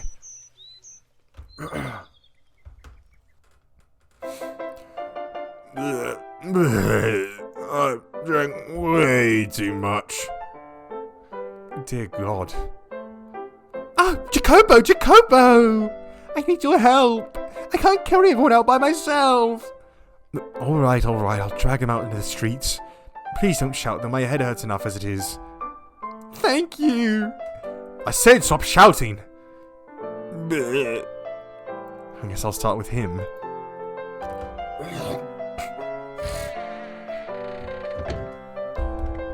Morning, friends. Oh, it's the big guy from last night. Name's Gratian. Try not to forget, because you'll be seeing a lot of me. Which reminds me, I never got your name. I'm just a trifling little flower. My name isn't important, but if you would lend us a hand, that would be lovely. A hand with what? I'm just here for the booze. Haven't you had enough? Not even close. Well, there isn't any left. Did you forget? The two of you last night drank the whole town dry. We're just going to be a plain old restaurant for at least the next few days. Oh, well, that's a crying shame. And whose fault do you think that is? How many more trips is this going to take? How many more trips is this going to take? They're all still out like rocks. Oh, I thought they erected a new wall there for a second, but it's just you. Just so we're clear, since there isn't any real resolution last night, you passed out first, which means I... Hey, top of the morning to you, Jacopo. And what a beautiful morning it is. You seem to be doing quite well. What happened to the aggressively competitive Gratian from last night? I had you all wrong, Jacopo. What? I had you pegged for the stick-up-your-ass rich boy kind of fella, but you drink like a real pro. The true measure of a man is how well he holds his booze. And you proved yourself. You're one hell of a man. Oh, sure. Psh, at least give me a hearty hell yeah, would ya? Don't tell me I was wrong about being wrong about you. I'm just not at full capacity at the moment. It's taken me a little longer than normal to process. Anywho, point is, you got my seal of approval. We helped each other around back at the Lord's... back at Lord Asswipe's manor, but now we're comrades, partners in crime. Hold up. What? You don't want to be partners? I never said that. You make it sound like you're planning on staying, though. I most certainly do. You're one of the Lord's slaves. You know, the slaves who incited the revolt. So it's safe for you to stay here. If someone were to identify you, you'd be dead in... God, life's too short to quibble over shit like... Someone might be trying to kill me. It's hardly quibbling. There's a reason we had all the other slaves transported to different cities. Trust me, I know it ain't safe for me to stick around, but I want to be here where the horseman finally gets what's coming. Like Headline Baron before his head's on a pike. Okay then. As long as you're aware of the risk, that's your choice to make. And in that case, I'm glad to have you. The addition of such a valiant comrade should prove quite inspiring to the rest of the gang. Ha! You're damn right it will. You should have just said that to begin with. Skip all the not safe nonsense. Excuse me. Besides, everything you just said applies the same to you. As far as anyone in that manner is concerned, you're a slave as much as me. And your infiltration job didn't exactly have you lying low. They'll recognize you. Fair enough. I haven't heard of any wanted posters going up yet, but you're right, it's best to remain cautious for now. Though as long as we keep to the slums, we should be relatively safe for the time being. As amusing a thought as that is, we're neither safe in this lawless dump than the city proper. Indeed, but the gang has eyes and ears covering the entire district. If someone who doesn't belong shows up, word will quickly spread.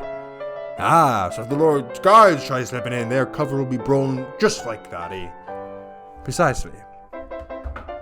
Which isn't to say it's a good part of town, of course. We still have more than our fair share of hooligans. You just have to be able to protect yourself.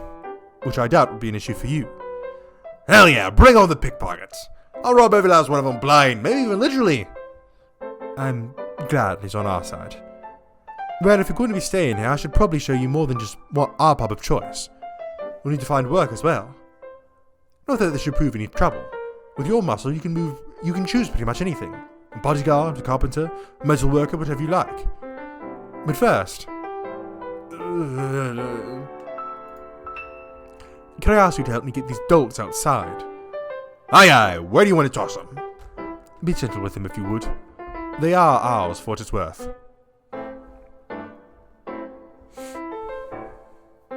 I'm interested to see what happens to Gratian, because in the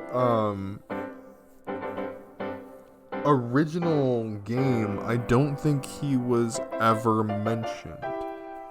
You know, I don't think he was ever mentioned, and then obviously he doesn't show up at later points in the story once Jacopa actually does become the Lord. So that should be pretty interesting. Good lord, between cleaning up at the pub and showing Grayson around town, there goes most of my day. The brothel's probably open by now, though through the back entrance is.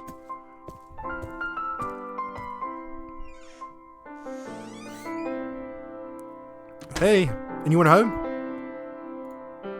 No one? Not even the girl? Don't tell me she went out wandering in her condition.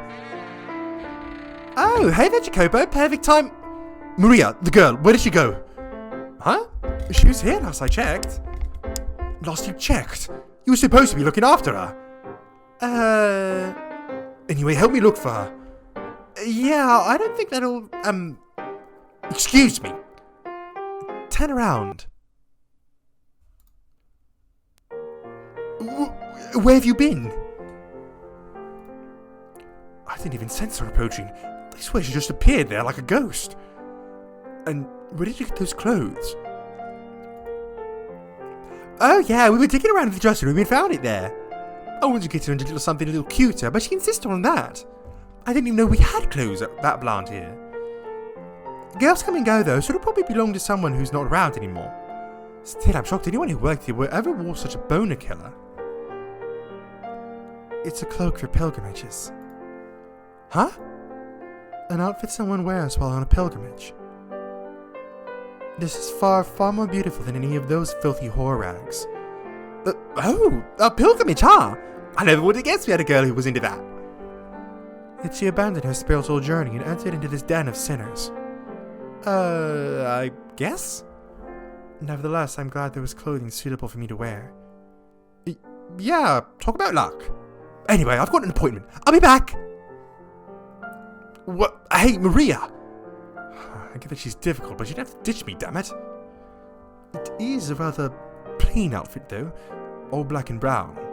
She'd probably blend in quite well with the darkness. Which would explain why I couldn't find her when I got here. Why are you staring at me? Well, I'm glad you found something you could wear with your brooch. Also, God, keeping a conversation going with us like pulling teeth. Yeah, you look like you're doing a lot better than yesterday. Much more colour in your cheeks. As if you can tell the difference between all these scars. It's an expression. I'm just saying you look much better. You could barely sit up yesterday. You're recovering impressively quickly. I imagine it won't be long before you're back at full capacity. Yesterday, What about yesterday? Thank you for rescuing me. Right, that. No, don't mention it. It was nothing, really. That's not what you said last night. Oh, come on, just let me be humble, would you? Anyway, I wasn't expecting that. I was readying myself for another argument. Also, I wasn't sure how much of what happened you even remembered, with how hysterical you got. I was not hysterical. My mind was clear almost the whole time. I remember everything. First as slave, you saved my life from the wicked lord. I'm not actually a slave, but details. You took me by the arm, put me on your back and fled from the lord's manor. That I did. I was a little hazy from some of the trip, but by the time you reached the poor quarter, my mind had cleared up almost entirely. What? My consciousness had returned by that point. Oh. You brought me to this brothel, and yes, at first I was frightened, because I believed you meant to have me become a whore. But this is the one and only instance of me last night you could describe as hysterical. I remember everything. Quite well, thank you. Okay then. Fair enough. You're right. I can't tell if she's sincere or just trying to convince herself, but she seems unusually repulsed by the idea of losing her cool. She's not entirely right, but she's not entirely wrong either, so I'll let her have this one. In any event, you've recovered well enough to hold a conversation with, which is great to see. What do you mean to do with me now? Better question, what do you want to do? Alright, well, Here's an idea, if you don't have anything. You can stay here until you're all the way back on your feet. Maria's already set aside that room for you. You want me to stay in this vile gathering place of sinners? You do realize who you're talking about, right? Those vile sinners are the one who took you in, who agreed to look after you. They're no different than you or me, just doing what they must to get by. I'm not like them. You're right. They don't look down on others for their line of work. At the very least, just try to keep your callous prejudice against the prostitutes to yourself when they're around, would you? Why? It is my sacred duty to spread the word of God. Indulging in carnal pleasures is a sin, no matter the reason. Prostitutes are filthy, tainted women. Jeez, all that blood the Lord took caused your damn heart to shrivel up. In what world is it reasonable for you to go up to women offering you sanctuary and call them to their faces sinners? Show them some gratitude, damn it! You are the one who brought me here. I never asked them to do anything for me. Oh fine, whatever. If you're that opposed to staying here, then go. Get the hell out. You don't deserve their hospitality. Go off and preach the word of God and call everyone sinners. I expect someone will find you dead on the side of the road in less than a fortnight. Very well. Thank you for yesterday. And farewell. Wait! Yes? Are you insane? You're not supposed to actually go. You're the one who told me to leave. Off to a great start with the 3 years of icebreaking, Jacopo. She's been through hell, you know that. I'm sorry. I take everything back. It was extremely childish of me. So please reconsider. I wouldn't be able to sleep at night knowing I chased you out. You cannot seem to make up your mind, can you? It was a heat of the moment thing, I didn't mean it. I'm sorry, I didn't actually want you to leave. Hold up. Oh my god, holy crap. Oh my fuck. Good lord. No, right, the ointment. Did you apply it like I told you to? No. Really? Well, in that case, I'll do it now. You'll need help with your back either way. You're a very curious man. Huh? Why do you say that? No reason. I'm simply saying the first thing that came to mind. Don't tell me you think I have unscrupulous taste like Maria seems to believe. Let me make this perfectly clear. I will not lay a finger on you. You're just a child, for God's sake. Now sit down. Yeah, I won't lay a finger on you. Brother, that is like your entire fucking character. That's like your entire fucking like arc, is that you want to lay fingers on her. Just saying. Well, look at that. I thought I'd have to fight her on this. Is something the matter? I never told you to undress. Were you wanting to apply the ointment to my clothes, then? Good point. But it wouldn't help very much, would it? God damn it, Jacopo. Calm the hell down. Or are you trying to make yourself look like a liar? She just caught me off guard, is all. The girl quietly disrobed, then knelt down. She'd been naked when I saved her from the Lord, so it wasn't like it was my first time seeing her unclothed. But that was in the middle of a revolt. I didn't exactly have time to get a good look. She was almost frighteningly scrawny, her arms barely any bigger than the bones within. Her skin was so pale that I could see the blue veins running beneath it. And then, of course, there was a crisscrossing web of scars. Each one stood out clearly against her pale skin. The scars covered her whole body, front and back. I could hardly find a patch of skin that hadn't been desecrated. Looking at her, I was griped with a mix of burning rage and bitter sadness, neither of which I had a source of relief for. But the most upsetting thing was how she just sat there, exposed, completely emotionless. Quite a change from how she behaved last night. Today I'm the one doing all the shouting. Almost feels like I'm looking at a lifeless puppet. I scooped up some of the ointment with my fingers and gently rubbed it across her wounded flesh. Every time my hand made contact, she shuddered, but she never recoiled or objected. Though it felt less like she was willingly accepting my aid, and more like she was simply enduring, waiting for it to be over. It was almost silent in the room, save for the cries and moaning that made its way through the walls. Sitting naked in a brothel while a strange man rubbed medicine on her. I could only imagine how unpleasant that must be, considering how devout she seemed to be. She was probably doing everything in her power to cut herself off from the whole experience. I wondered if, perhaps, she might one day come to realize that we were not trying to insult or demean her, and that we were simply concerned for her, that we wanted to give her a place she could feel safe. So this is all the Lord's doing? You don't have to answer if you're not comfortable. Except for my arms, yes. Someone else did your arms then? No, I cut them myself. I thought suicide was a sin. Is self-mutilation allowed then? I'm not sure what the rules are on that. You have a lot to live for. And that was about the extent of our conversation as I applied the ointment. I couldn't come up with any small talk, and I didn't really want to press any further about her scars or her time with the Lord. So I quietly worked, and she quietly let me do my work. By the time it was all over, I was exhausted. I felt like it had taken more out of me than the couple hours I had spent dragging unconscious drunks from the pub. When I told her I was finished, she let out a sigh of relief, the first sign of emotion I'd seen from her since we began.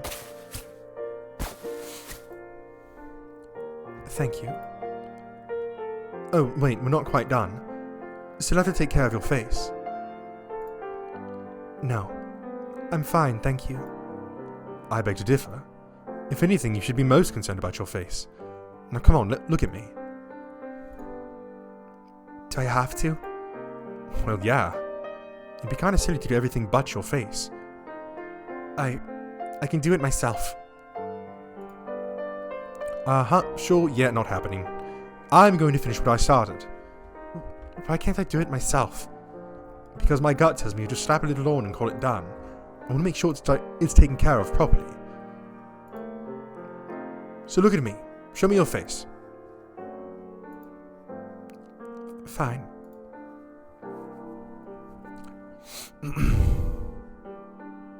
Okay, Jacopo. This is a 10-year-old, please. This is a 10-year-old girl.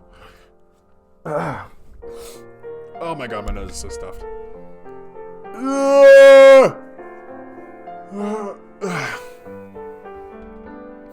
It was bizarre how she had so little hesitation exposing her naked body, yet vehemently resisted letting me see her face. With anyone else, I knew it would be the other way around. The wounds on her face seemed to hold much more significance to her than those on the rest of her body. When she asked me to kill her yesterday, it was immediately after seeing herself in the mirror. But if the marks on her face were that upsetting, wouldn't she want them to heal? So why was she fighting me about it? Did she have some other reason to hide her face from me? Whatever it was that drove her actions, I couldn't make any sense of it. Let me know if it stings. Relax, I won't bite. You weren't this tense when I was applying the ointment to the rest of you. Just get it over with. Alright. You know, I just realized, I don't know your name. Would you mind telling me? No? You won't tell me? Well, in that case, I'll just have to come up with something to call you myself. I'm serious, I'll pick the first thing that comes to mind. There's still time, you just have to tell me your name. Excuse me. Okay then. You had your chance. Allison it is, because you bite just like an alley cat. I'll tell the girls here to call you that too. Please don't. Oh, finally you speak. If you're not happy with the name, tell me what to call you. You have until the count of 3 and then you're Allison for good. 1, 2, 3. Isn't your whole name, is it? So you're Oomph. I can understand being a little embarrassed about that. It's not my place to talk, I know, and I don't mean any ill will, but that's a very, unfortunate name you were given. It's not my name. It's Morgana. No, that wasn't so hard, was it? It's a nice name, Morgana. I like it. Also, it reminds me of my homeland. Your homeland? Yeah. I mean, I can hardly remember anything about my childhood anymore. I couldn't even tell you the name of the country. But I have these vague memories of how the language sounded. And your name, it didn't sound like a name native to these parts. It sounds like something that would fit right in with those memories of my homeland. Hold up. Let me search this up real quick. I'm curious. I wonder if that's a legitimate name.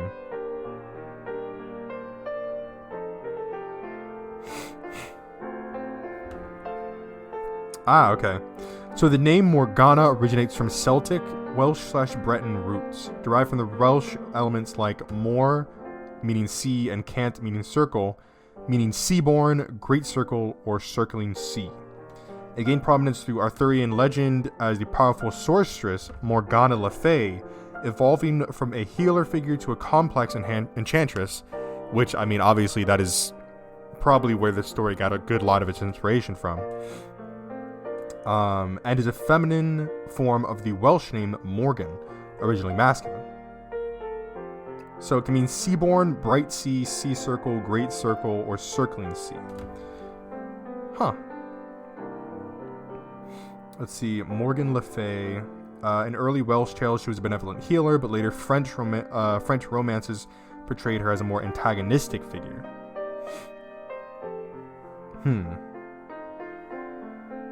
Interesting. So it's Welsh. And then, origin of Jacopo. I am curious now. Okay, unsurprisingly Italian. So Jacopo name origin. Jacopo is an Italian name derived from the Hebrew Yaakov, meaning supplanter or healer of the heel. Holder of the heel, my bad. Referencing the biblical story of Jacob grasping his brother Esau's heel at birth. It's the Italian form of James, evolving from Hebrew to Greek. So it means he will/shall heal or supplanter, yada yada yada. Okay, yeah, I mean that's not very surprising right there.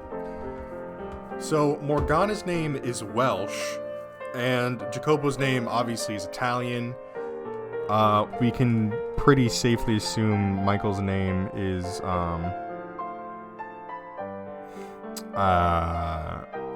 French. I mean, we know he's French. Giselle is probably also French. And you know, that actually makes sense because I'm pretty sure Jacopo was insulting Michael for being French, if I remember correctly.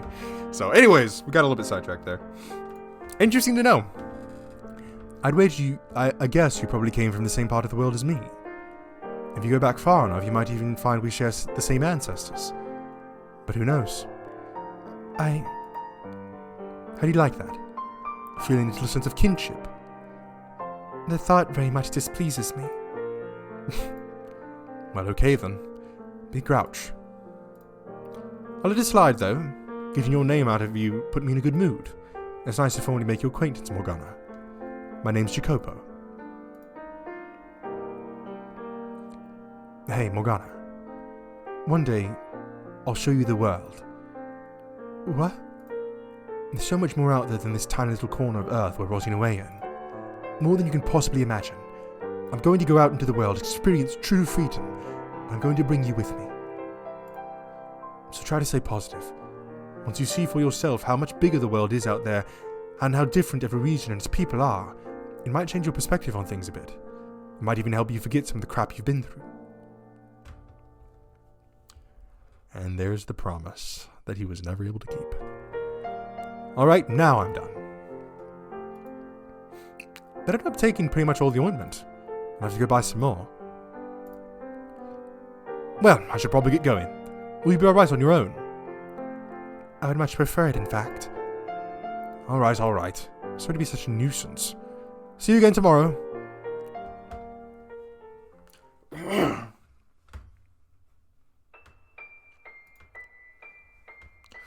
My whole body is all slimy. After the slave man left, I retreated to a corner of the room, sat down, and pulled my knees up to my chest. Through the walls I could hear men and women sinning, so I plugged my ears in an attempt to block out the vile noise. It was filthy here, and if I remained in this place too long, it would probably taint my soul. I needed to get out as soon as possible, but I couldn't bring myself to leave. My body refused to cooperate. Just thinking about going out there into the slums all alone sent uncontrollable shivers down my spine. I was the daughter of God. What did I have to fear? Such worldly emotions were unbefitting of a saint. I was pitiful, pathetic, and I hated it. I have nothing to fear. God will always lead his saint to where he needs her most. And as long as I continue performing miracles, people will acknowledge me as the true daughter of God.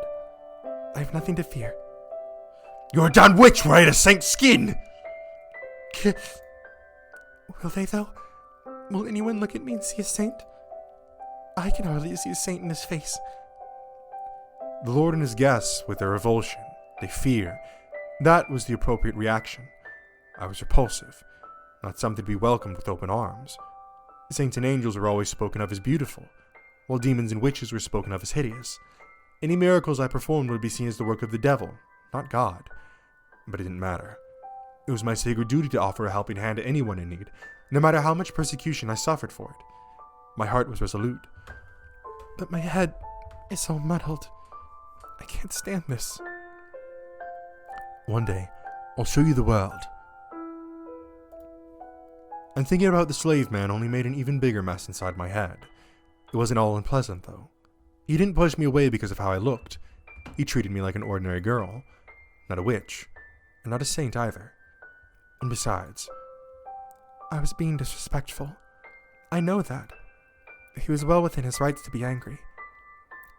He could have let me go, but he didn't. He could have got angry, but he told me to stay. Oh, he got angry, but he told me to stay. Put ointment on me. Smiled, even. A very curious man indeed. And then there was what he said about his homeland. Just because my name reminded him of where he came from didn't mean I came from there as well. Never mind that nonsense about us sharing ancestors. I had no bloodline to trace back. My mother had conceived me without knowing man, and my father resided in the heavens above, the Lord God. The very idea that we shared blood was absurd. And yet, what if somewhere on this earth there are people who share my blood? Who feel what I do, who think what I think, who see the world the same as me? What if somewhere like that really does exist? That would be so very...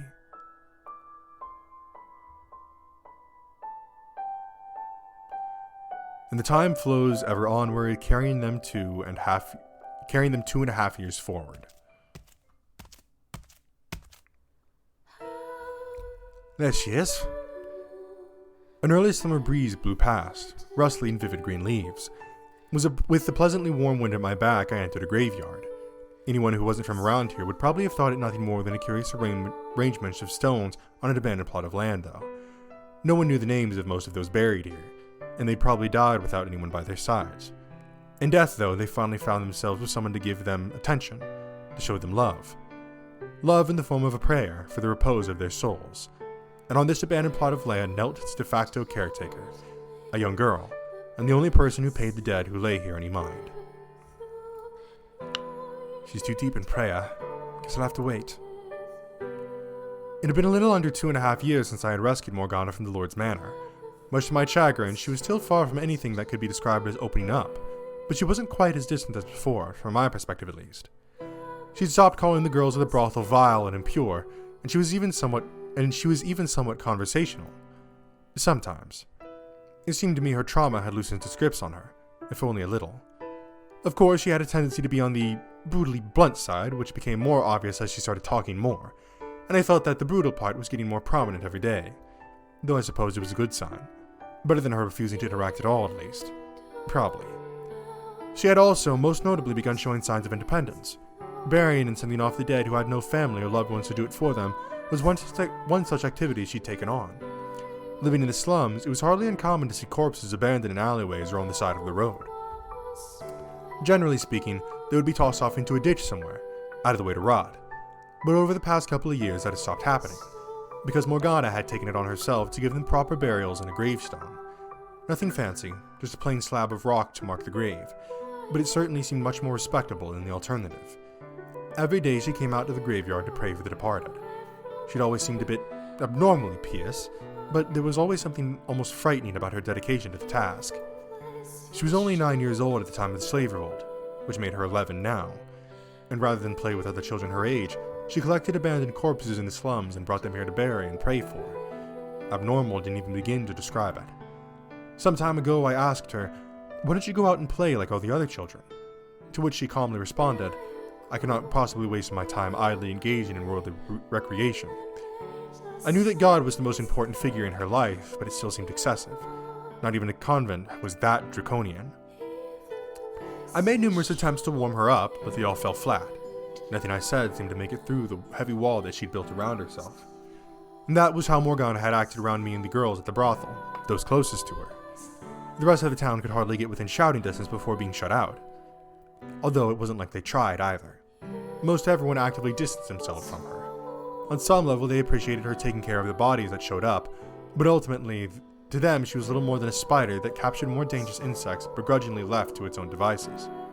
Hardly anyone found her pleasant, and they didn't hide it either. Not just because of her choice in hobbies.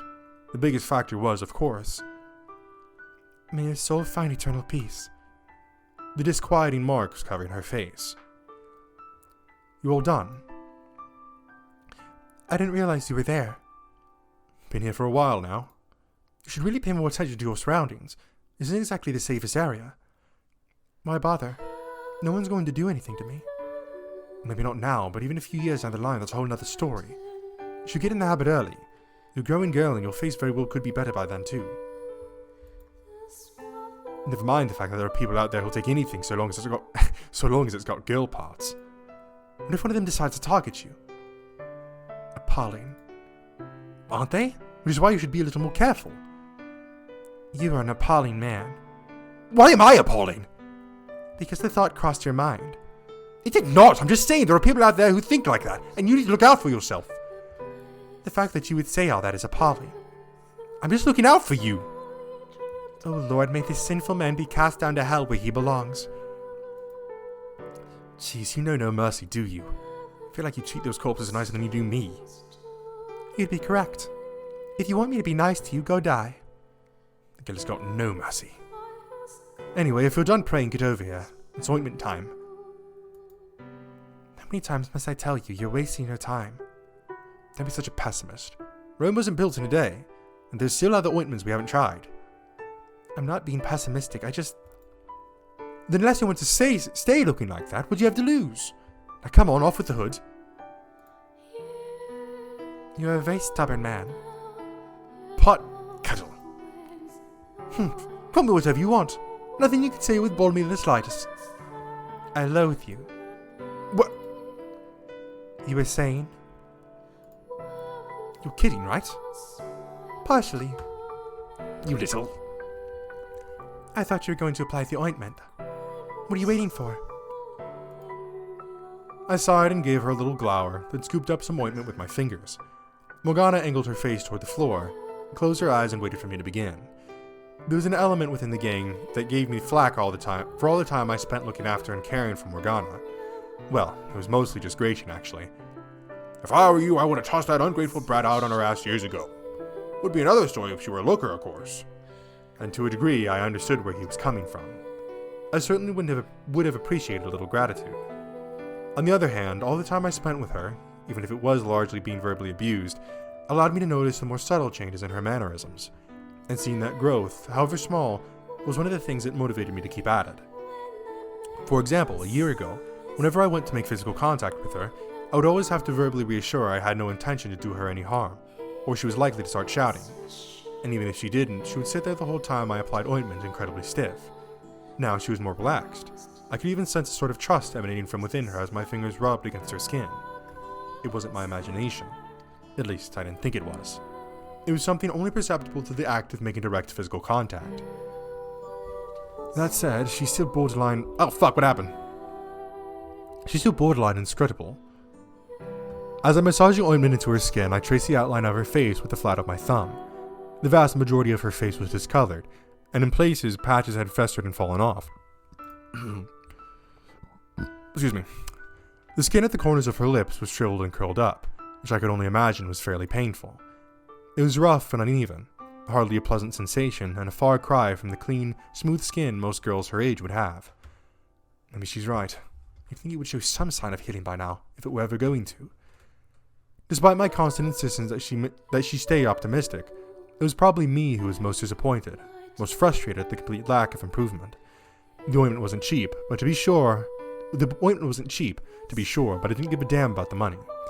It was the sense of hopelessness that got me, that it was all for nothing. Back when we first took her in, Maria had suggested the marks on her Morgana's face might be a manifestation of something psychological or emotional. And while I was beginning to think she was right, that wasn't going to stop me from trying, though. This was the only thing I could think of to do for her. I wonder what she'll look like when she's all healed. Maybe she'll smile for once. I'd like to see that someday. Hello? Is anyone there? You need something? Oh, sorry, I got lost in my thoughts. I didn't realize I'd stopped. Lost in your thoughts? That sounds positively dreadful. What's that supposed to mean? I was just thinking about what? Never mind. Finishing that's just begging for another round of derision. It's not why I wanted to get your attention either way. What happened here? What happened there? Where? Your arm. It's cut. Morgana pointed to a gash peeking out from beneath my sleeve. While it wasn't a very deep wound, it was hardly a mere scratch either. Oh yeah, you know. I decidedly do not know. It's not important. Don't worry about it. Use that on yourself. Huh? The ointment. Stop wasting it on my face, which is never going to heal, and use it on yourself.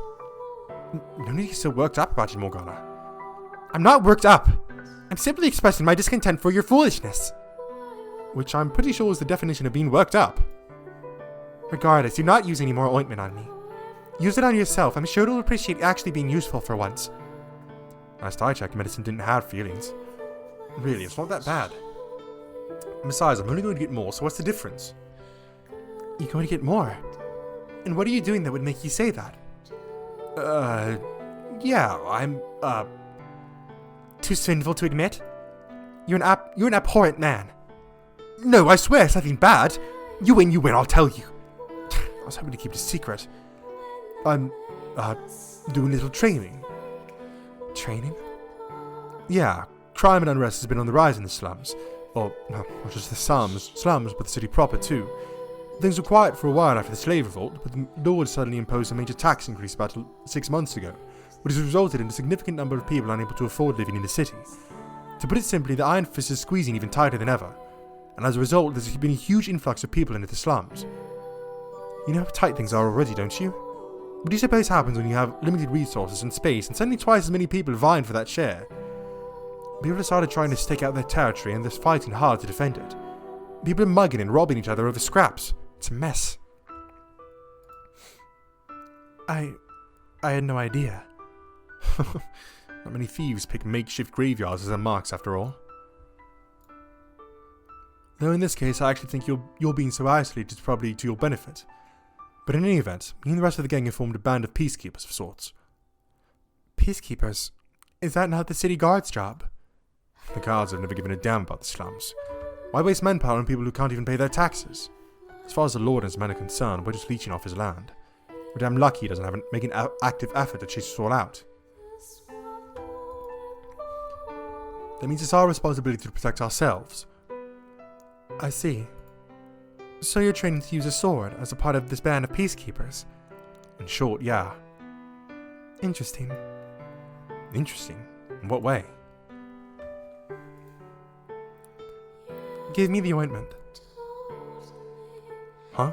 I'm not done with your... What's even left? You've done more than enough. Now give it to me. Here. Roll up your sleeve. You're not going to put it on me, are you? Like I said, I don't need... How many times have I told you to the exact same thing? And how many times have you listened to me? This is payback for all the times you've refused to listen to me. You can't argue with that, can you? No, I guess I can't. What are you smirking about? Nothing.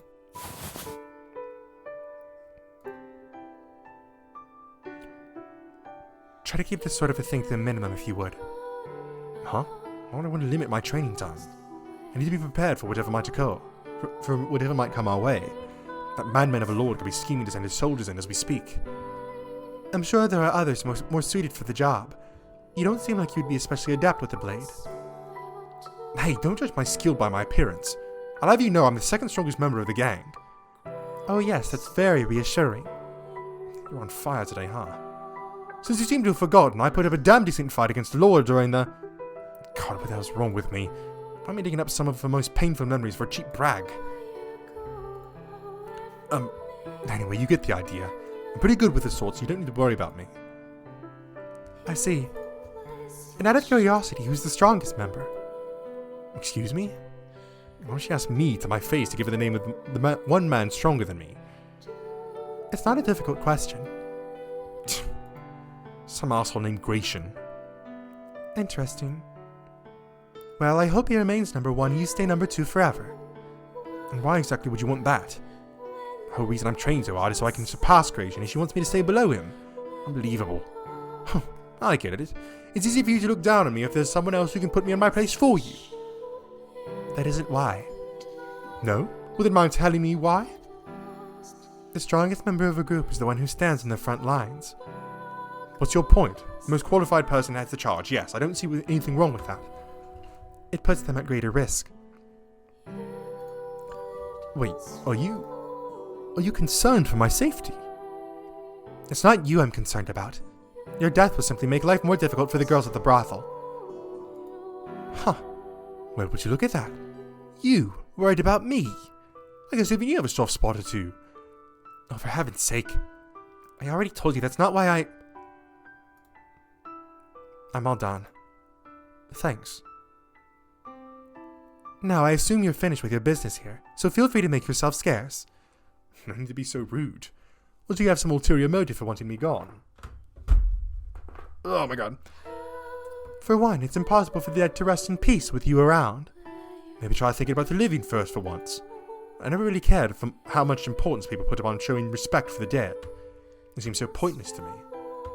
Your blasphemy knows no end, does it? When your time comes, you're going to find yourself with no one to grieve over your loss. Fine with me. People are only worth their salt while they're alive. And what about the afterlife? Who's got time to think about the next life when you live in an overcrowded slum where someone might kill you one day for a couple coins? All the more reason to take it into consideration. The consequences one's actions in life have in the next should serve to encourage us to always do what's right. Not sure I buy that. I'm done with this conversation. I don't think there's any getting through that thick skull of yours. Now, if I offended you, I apologize. I didn't mean to. Say, Morgana, would you mind humming that song you're so fond of for me? Where did that come from? I'm in a good mood today. And what better way to improve a good day than with good music? I do not follow that line of reasoning one bit. Why should I have to sing to make you feel better? What's the big deal? It doesn't hurt anyone. If you have even half a heart, you'll do this tiny little favor for me. Yes, because trying to manipulate me is a wonderful way to make me want to do anything for you. Okay, I'm sorry. That was mean of me. Please? That doesn't sound very sincere. But fine, I'll do it. Facing away from me, Morgana dropped to the grassy ground, staring off into the distance and beginning to hum.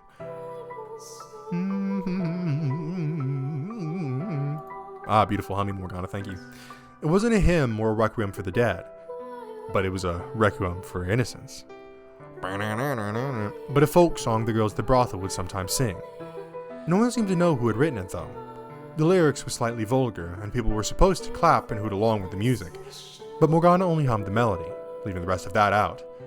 In isolation and sung with her voice, it became a thing of beauty. It was pure, untainted by the filthiness of the slums, unobscured by the crudeness of the people who normally sang it. In many ways, it was hard to believe they were the same song. This felt like it was hers, like it existed solely to be heard in her voice. Listening to her sing, I sprawled out on the grass. The blue sky spread out above me as far as the eye could see, and as I gazed up into it, all my problems seemed to fade away. That I lived in a dirty slum, that the Lord was digging his claws even deeper into the city, that I was in the middle of a makeshift graveyard for those who had no one else. It all just disappeared. I felt almost as though I had ascended to heaven. The first time I heard Morgana sing was, if memory served, approximately a year earlier. At the time, she was still completely walled off, much like she had been when I first brought her to the slums.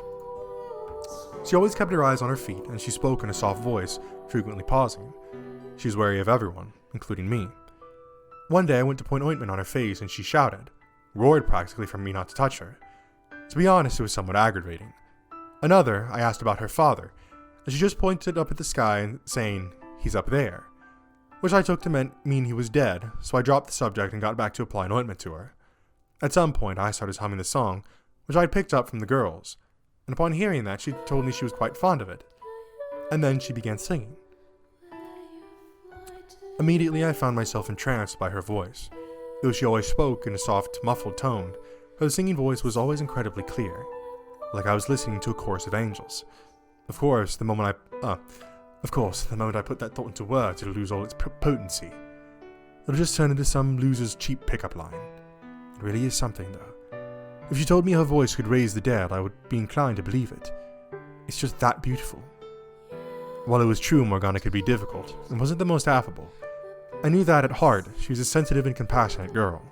That she would come to this graveyard every day and pray for peace for all the forgotten souls was more than enough to prove that. Though she surrounded herself with high walls, she was probably the kindest, most loving person I knew. And that was what drew me to her. It didn't matter what anyone said about her, how quick they were to judge her as ugly or standoffish. I knew they were all wrong. It would be wonderful if I could just spend the rest of my days listening to her sing. Are you asleep? I'm awake. I was just resting my eyes. Oh, and I was about to accuse you of being boorish for having the audacity to ask me to sing and then fall asleep. And the fact that you were almost upset seems to suggest you want to be heard, despite how much you protested it. No, I simply... Oh, I've got the perfect idea. We could build a makeshift stage at the pub and have you sing for everyone. What? Don't worry, it'll be fine. You can wear a mask if you don't want anyone seeing your face. You don't have to even get on stage if you'd rather not. You can simply sing from behind a curtain. Who knows, you could end up being a big hit. Come on, hear the soothing song of the enigmatic siren. Absolutely not. No? I think it's a pretty good idea myself. Oh, is it because you don't like taking other people's money? I wasn't planning on charging. I just thought it'd be nice if more people could hear... As I already said, absolutely not. And if you push the issue any further, I'll never sing for you again. Noted. Figured I said anything. Seemed like a good opportunity to get to interacting with more people, but I guess not. Such a pretty voice is wasted on just me. What? You look like you have something else to say. Nope, not a thing.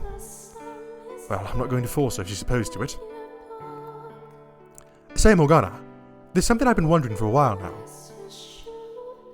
You've never actually called me by my name, have you? And where did that come from? I've just been thinking about it, and I can't recall a single time you've done it in the more than 2 years we've known each other. Don't tell me you've forgotten my name. Are you kidding me? I remember it, yes. I don't like that emphasis on remember. Is it really that big of a deal? There's rarely ever anyone else around, so it's not like you don't know when I'm talking to you. Besides, I'm planning to leave when I get older, so I don't see much point in getting very attached to everyone. Do you have a destination in mind? Not yet. Why are you thinking so far ahead then? You're 11 years old. You've still got a few years before you're old enough to be independent. And you're going to spend that whole time keeping everyone at arm's length. I just think maybe it's about time you took down some of those walls. Maybe take a little weight off your shoulders in the process. I'm not going to say you have to, though. Anyway, I should head out. I've got work to do. Try not to stay out here too late, okay? I'll be leaving as soon as you're gone. I could walk you back then. I can make it back fine on my own, thank you. As you wish. Hey, Morgana. I thought you were leaving. One day I'll show you the world. Do you ever get tired of saying that? You've got to think big. Dream. The world's changing all around us. And life just fighting to make it day by day is hardly life at all. I don't want to spend the rest of my days confined to this tiny little corner of the world. Well, try not to let your dreams go so big they crush you.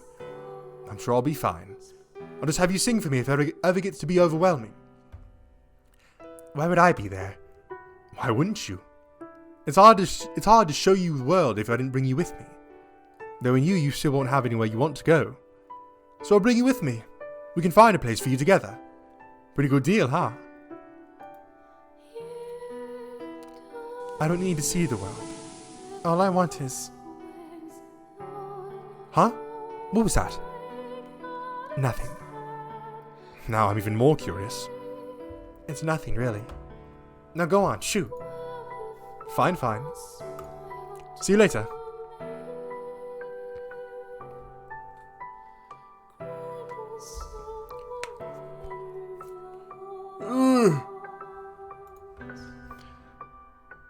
Doesn't he ever get tired of chasing me down day after day, I thought as I watched him walk off.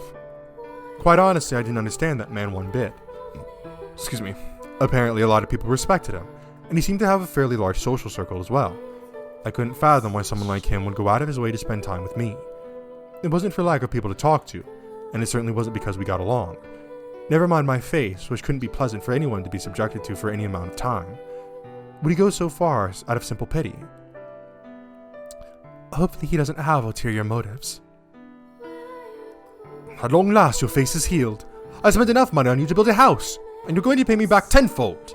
Now go forth, Morgana, work. Be the greatest whore this brothel has ever seen. Mwahahaha! He's probably not that devious. Enough foolish speculation. It's going to start getting dark soon. I should head back.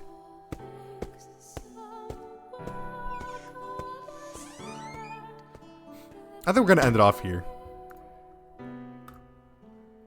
I think we're still a bit ways away from anything more of a decent, stopping point. So I think we'll go ahead and take the opportunity.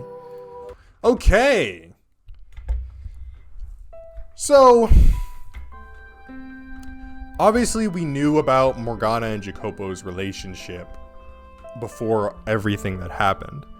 And it's very interesting going back and seeing... I mean, I said this before when we first saw their story, but even more so now. Jacopo is a genuinely really good guy. You know, never mind the fact that, he is falling in love with an 11-year-old girl. Which yeah, maybe not so much that part. But at the very least, he is, a genuine guy. He's made this commitment to take care of this girl, and he's sticking with it through the years, literally. So you gotta respect him for that, and it makes it even more tragic just knowing how he ended up turning out, and how he ended up, and what ended up happening between him and Morgana. And again, it is one of those things where it's if he had just said something, because Morgana at that point was under the impression that he was the previous lord, because obviously the brothel gets attacked, they get separated again, she lives by the lake, she meets the flaxen-haired boy, then the swordsman comes, chops off her... Well, the swordsman goes there on the orders of Jacopo, which Jacopo doesn't know it's her, right? So Jacopo's like, hey, go bring me this, miracle, this witch, and bring her to me.